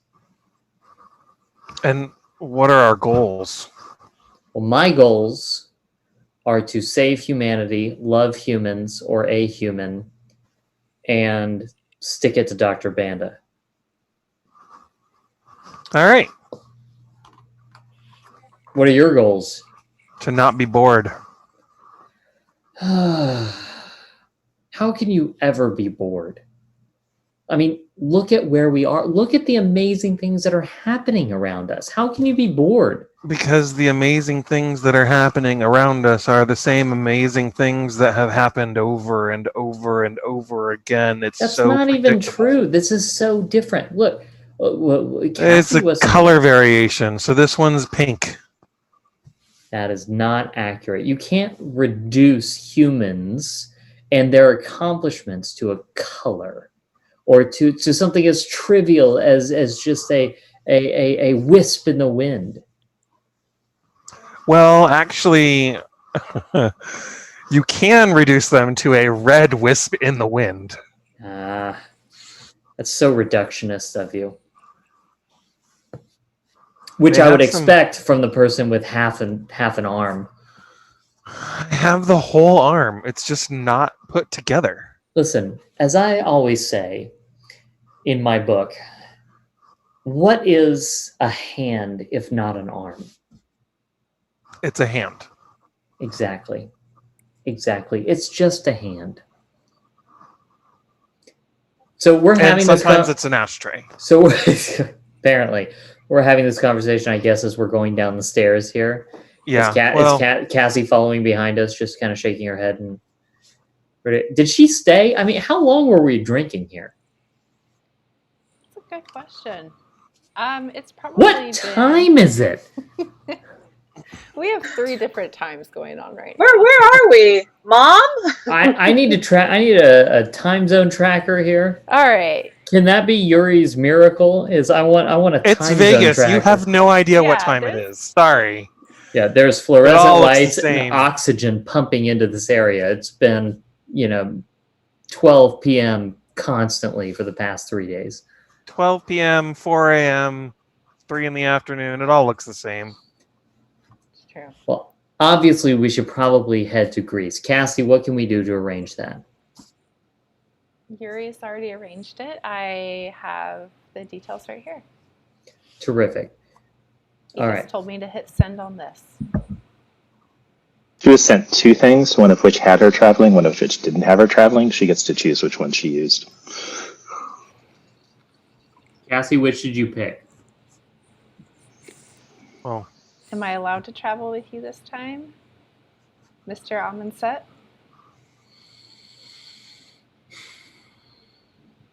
Or are you going to lock me up somewhere? Oh, brutal. Mm-hmm. I'm gonna let you guys talk. I'll just be over here. Cassie, I'm not locking you up because it's for your own protection. You know what is out there. You know what we're facing. And I knew that before I knew what you were. How can I be effective if I'm constantly worried about your safety? I can take care of myself, Amon. You do not need to worry about my safety. And am I a hindrance to you? Never. You know that. Then let me come to Greece. All right. Because I don't know how you and Jack are going to get there until you meet back up with Yuri. That is a good point. I mean, Jack could just appear there right now, probably. Hopefully not. Just so you know, Cassie, I will never stop until I find the answer. And if there's no answer? We'll find an answer. You know, there isn't always an answer to everything. There's always an answer. And I give that kind of like Pixar side smile, with a little bit of a wink. She rolls her eyes. But you can't. But Cassie can't resist the Pixar side smile. It's true. It's the eye roll with the smile. It's true. It's so strong. Mm-hmm. Pixar got it right. The smolder. The small. Yes. The Jumanji smolder. Perfect. I'm scared. All right. Jack, so you guys are just going to go to Greece? Yeah. Yeah, Key West can wait. Like he made us wait. It's true. And you guys are going to Eddie, be but Greece, it's right? Yeah, Greece is more interesting. Exactly. I mean, Florida's not boring ever. Especially Key West. It's going to be interesting.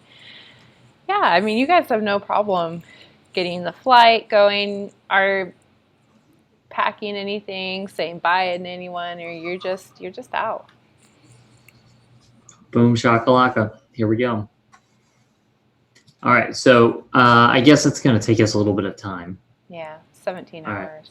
Well, in a boat. End scene for us. Yeah, we're getting everyone to Greece. Maybe or you not can Ironheart. fly and go through the ceiling. You don't know what's going to happen to Ironheart. Ironheart's shot and then resurrected in Greece. Okay, Yes. Perfect. Ironheart is forced to go through therapy in a mental institution and realizes the nature of all of their own problems they're creating for themselves. To actually benefit from it and become a better person and realize the solution to everything isn't hitting it with a sword. Ironheart's gonna go through. He just creates a fire and burns the place down. It's gonna be like a One Flew Over the Cuckoo Nest situation. So, Yep. That's not a Ironheart. sponsor. That movie's not sponsored. Wink. Yes. Remember So how Seattle used to have a mental institution? it no longer does. He looks at the EMTs and the police one more time. He goes, "We shall try one more number and see what happens, and then that will decide our next course of action." And he turns around and dials Yuurei. So when is this happening? Well, this is probably because, remember, different times. So while you have flown to Seattle and gotten on a cab, this is just a couple hours after, the events in Utah. So they are probably still on their international flight at this moment. And it's the second time he's called you in like probably 40 minutes, 30, 40 minutes. Yeah. So Yuurei, when you turn your phone on again, Why would I ever turn it off? That's true. That's true. Well, I mean, you have multiple. Yes, I do. As you finally get cell reception again, because Ironheart's calling from an outdated line that isn't using Wi-Fi. You will have multiple missed calls from Ironheart. All right. I didn't set up voicemail, so I'm not going to check it. No. That would take too long. So once I notice that there's a lot of missed calls, I would call Ironheart. Yes, but this will be hours later after the events that are happening right now. So Ironheart, Yuurei doesn't answer. He looks down. He goes, "My brother is the one that told me that you were to be trusted and that you were people to help. And yet you are not helping. And my brother is not answering. So I will be leaving now." So we insist you have to stay, or we will be forced to use force to get you to stay. You need help, and we have questions. You may do this physical check quickly, but you look weak. All of you do. You look overweight, some, and incapable of running. Oh my god. And others of you look as though you do not eat.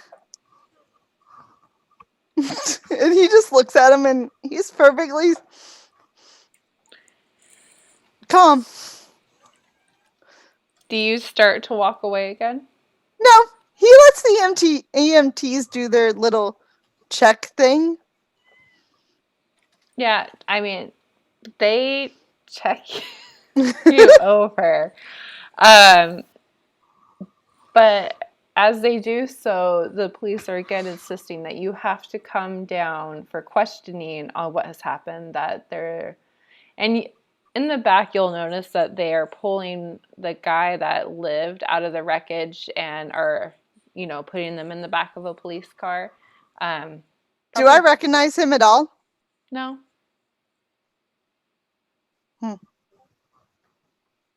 Interesting. Tell me where to go, and I will come and speak with you. But first, I have something I must take care of. You may come with me, if you wish.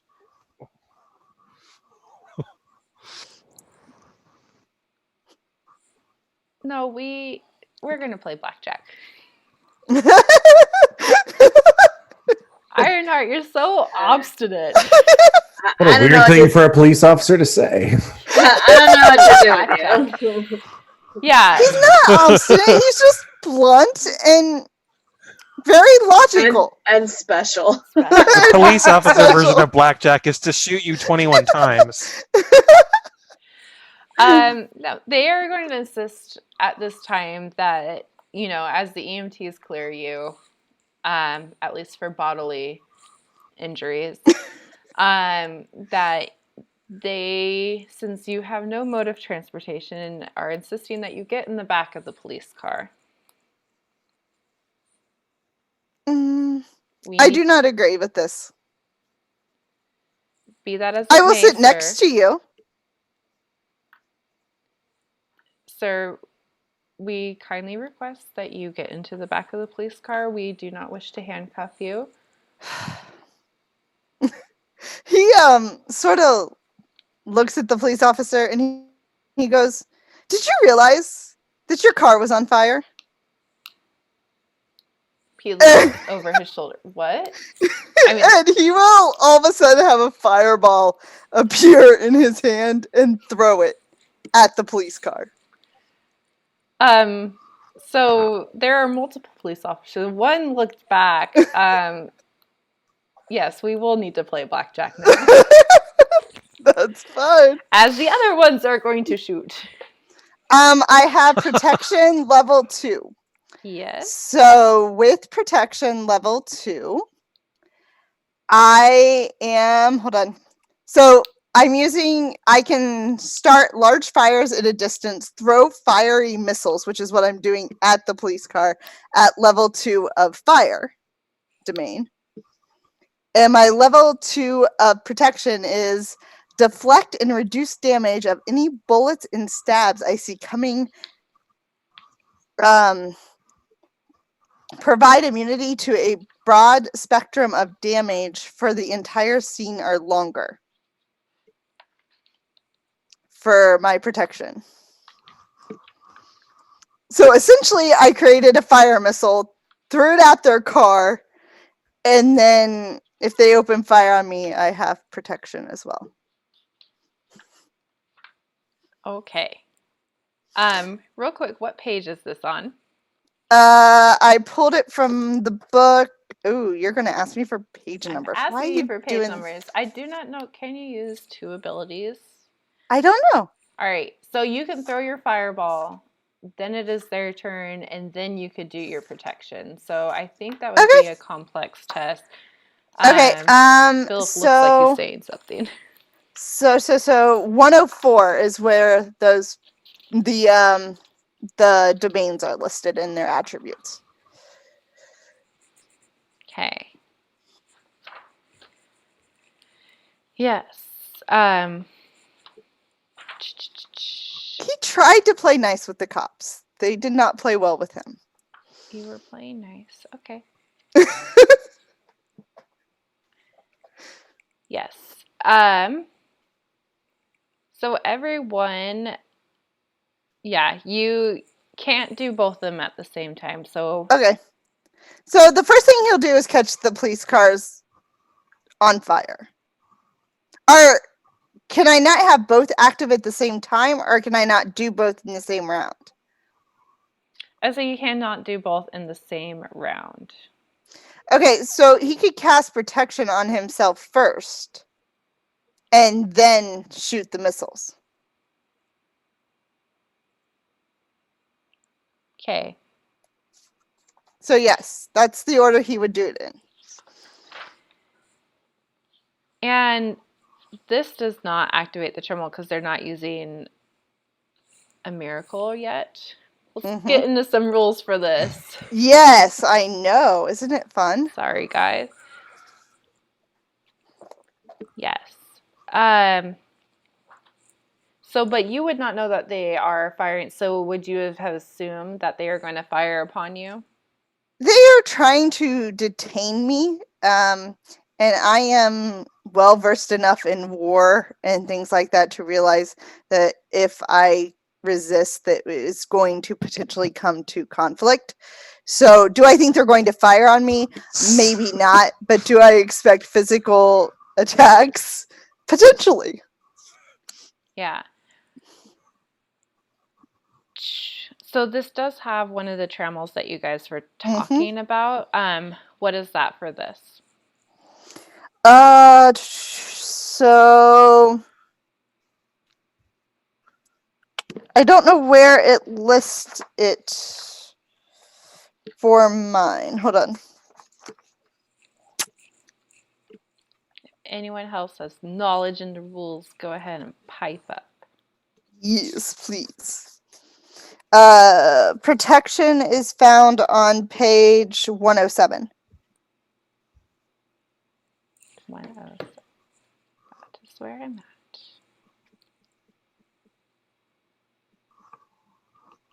Where are the Trimmels? Okay, I see them. So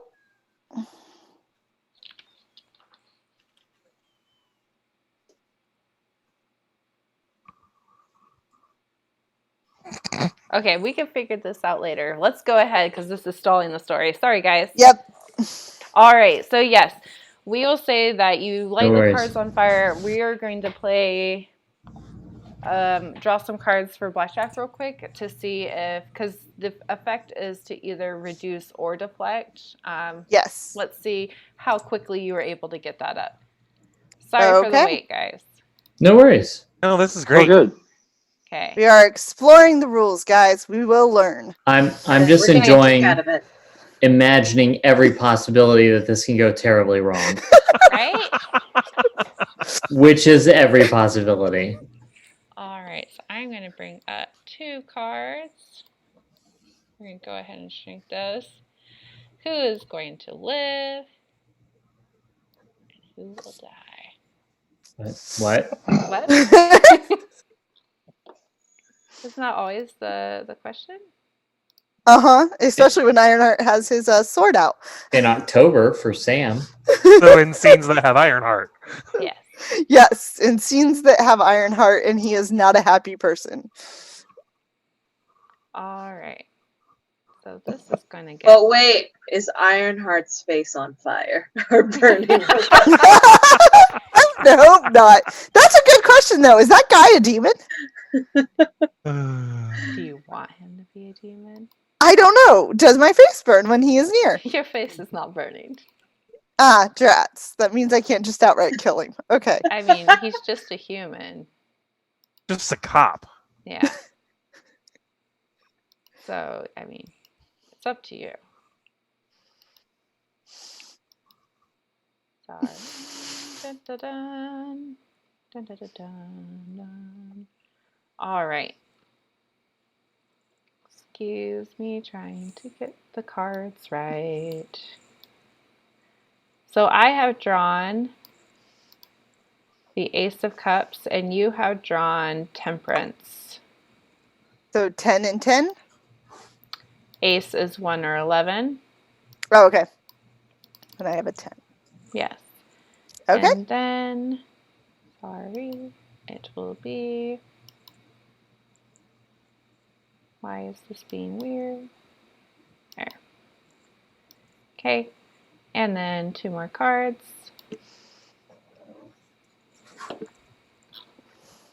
Yeah, transition this over.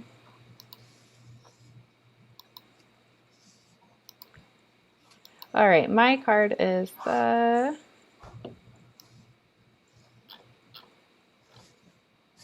seriously move. All right, and I have gotten the 2 of coins, so 13 for me, and then we'll see what you get. See if you get blackjack and 2 cards. What is that? What, this? Yeah. Oh, it's just a little pup. Aww. That's what are you talking about? That's Cassie. Yeah, exactly. All right, and then that is the sun. Signifier for Ironheart? No. All right, good. I am the 8 of strength. Okay. Or, yeah. All right, so I mean, you are higher than me with I'll stay. 20. We'll see if I get a 21 with 12, but I don't know how that will. And draw 9. I draw a 9. Mm-hmm. Or a 5 and 4. I passed 3rd grade. Oh, Paul coming in strong. Oh my gosh. All right, so I bust. So yeah, you were able to get this up the moon. I love it, Paul. That's awesome. Because you had an ace and a 2? Oh, yeah. So 3 and 13. I could keep going. See, I know math, kind of. Badly. Doesn't matter. Math knows you. Yeah. All right. Now I bust. I got a queen. Yuurei, shut your face. Kidding. Not gonna happen. All right. So yeah, Ironheart, you were able to deflect these bullets just in time. This seems to completely throw the police off as they have fired upon you. Their cars are now on fire behind them. What do you do before they get one more round off? I will draw my sword. Mm-hmm. And I will tell them, my brother told me to play nice with you and not to stab you. But you have now fired on me. Put your weapons down, or I shall stab you. Bang, bang, bang, bang, bang, bang, Yes. bang. Look at a Yeah. sword. I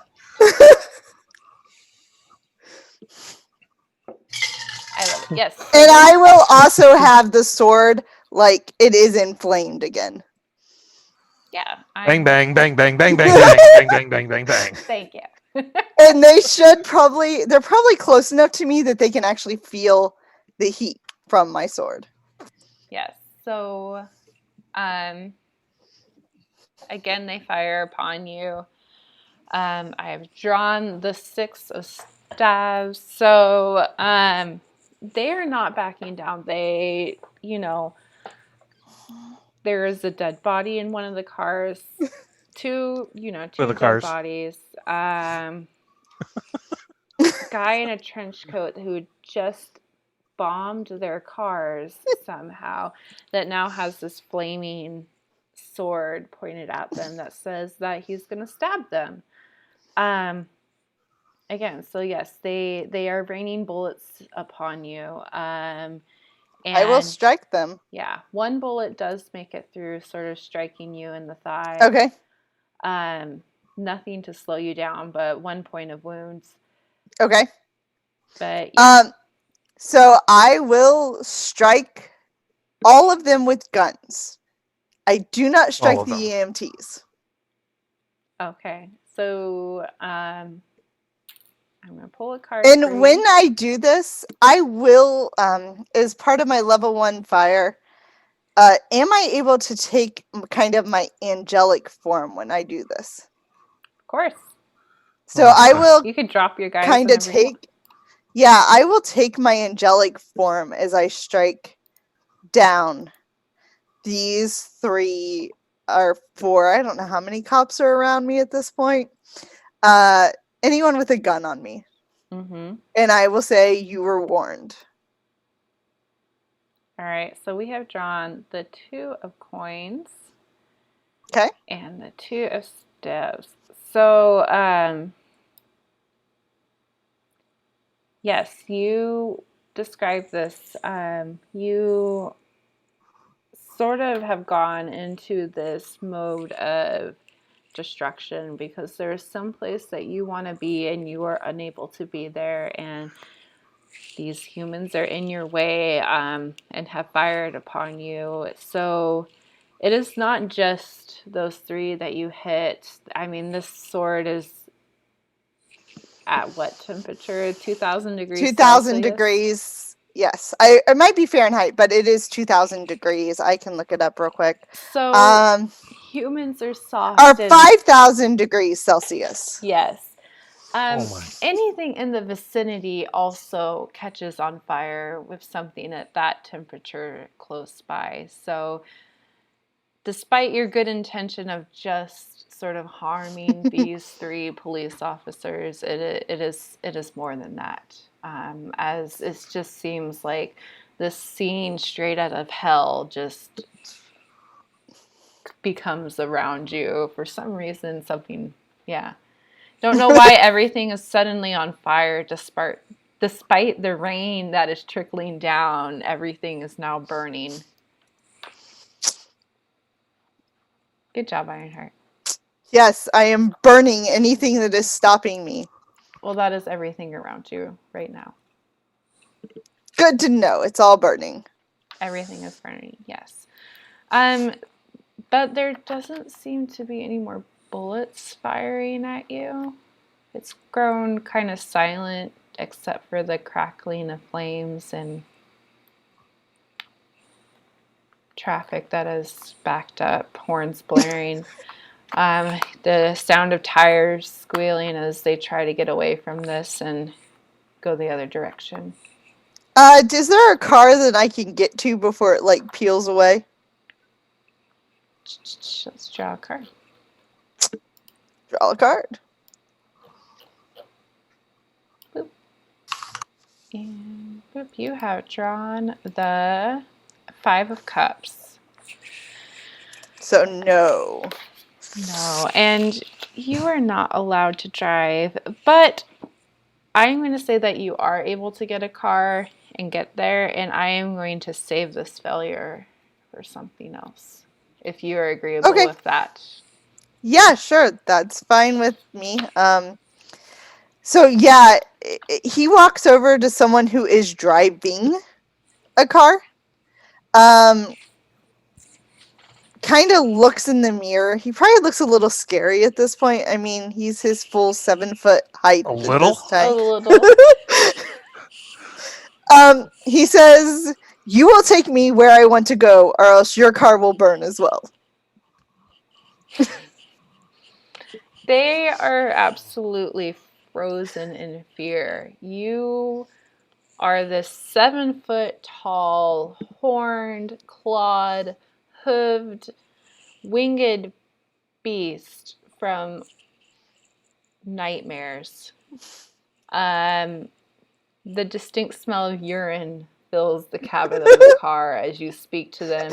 And not a voice that sounds human, but something that sounds like a choir of angels screaming at you, maybe. Not as nice as you might think a choir would sound, all speaking in sort of a discordant voice. But it does not seem like he's going anywhere right now because he's scared. He's in the process of having a heart attack. Yes. So I put back on my normal, I present myself as humans, and I lower my sword a little, and I go, "Is this better? We will go now." And I will, just open the car door and sit down. And he will open the other car door and get out. Damn it! Running down the highway. See ya. Is the guy in the back of the car still alive? The police car?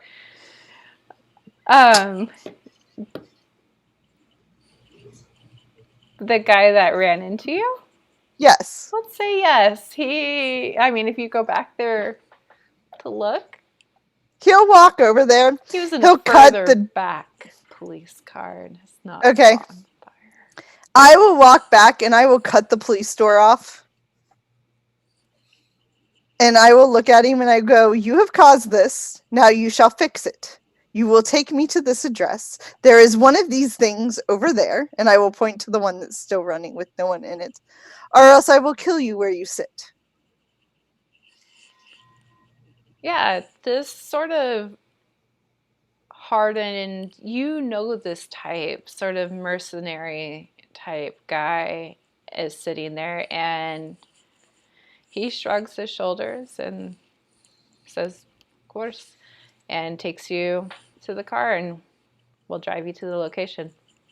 Okay. Do you talk to him at all? I ask him why he attacked me. "Why did you start all this?" He shrugs his shoulders. "That is not an answer. Use your words. Mother gave them to you. Use them." There was good money in it. "And who gave you this good money to do so?" He sort of tilts his head to the side and asks, "Well, how much money do you offer?" "I offer your life." Someone was on the internet, name of Gray Kitten, put out something. I will tell Yuurei this. I hit Yuri's number again, so that's another one of those missed calls. Yuurei is still not answering. He will find this gray kitten, and I will kill this gray kitten. He shrugs his shoulders, and I mean, if you offer more than they did, I'm sure I could kill them. I don't need you to kill them. I can do this myself. All right. He sort of, again, shrugs his shoulders, just going through traffic. It's oddly a quiet, easy drive. There doesn't seem to be many cars around right now over here. There might be something to that. Yeah. Do humans usually fire at people for no reason? You're the one that caused these issues, not I. But they opened fire on me. I was told you might be crazy. Yeah.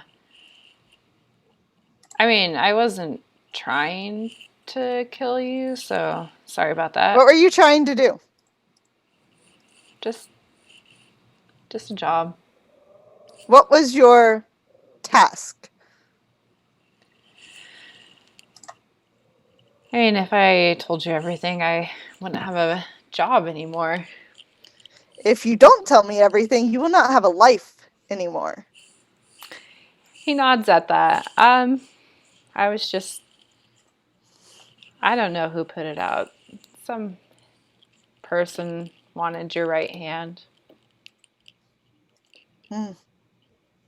He tries to think back. Interesting. I wonder if I pissed Jack off that badly.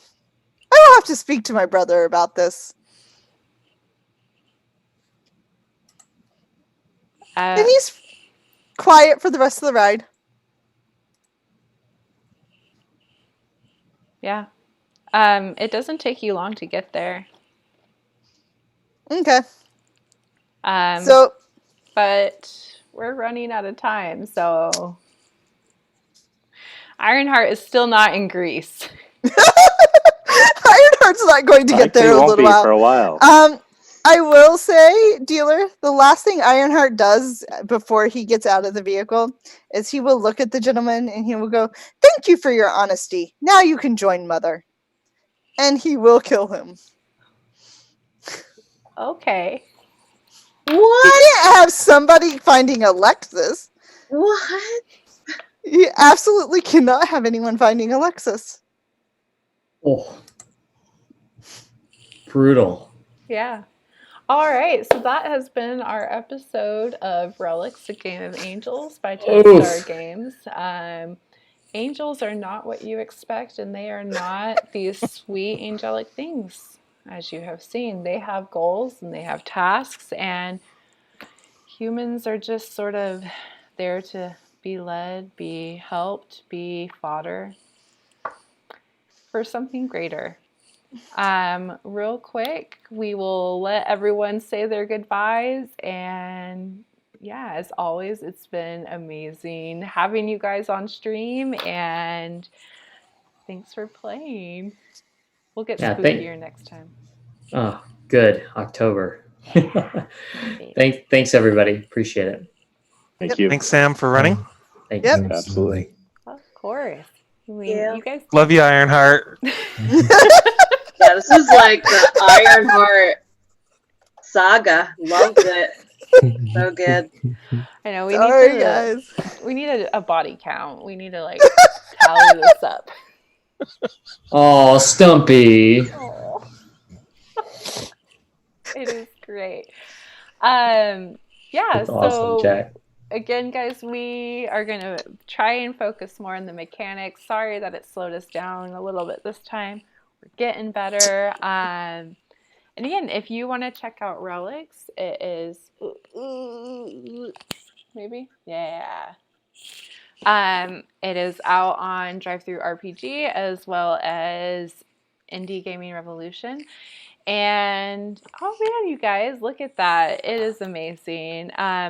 Do not forget to check out Legend of the Five Rings on Wednesday, as well as our one-shot horrors after the fact. And then on Friday, we will return with Scion, and Sunday, again, we have another episode of Pathfinder Age of Ashes. And again, thanks for watching, and I hope everyone has a good night.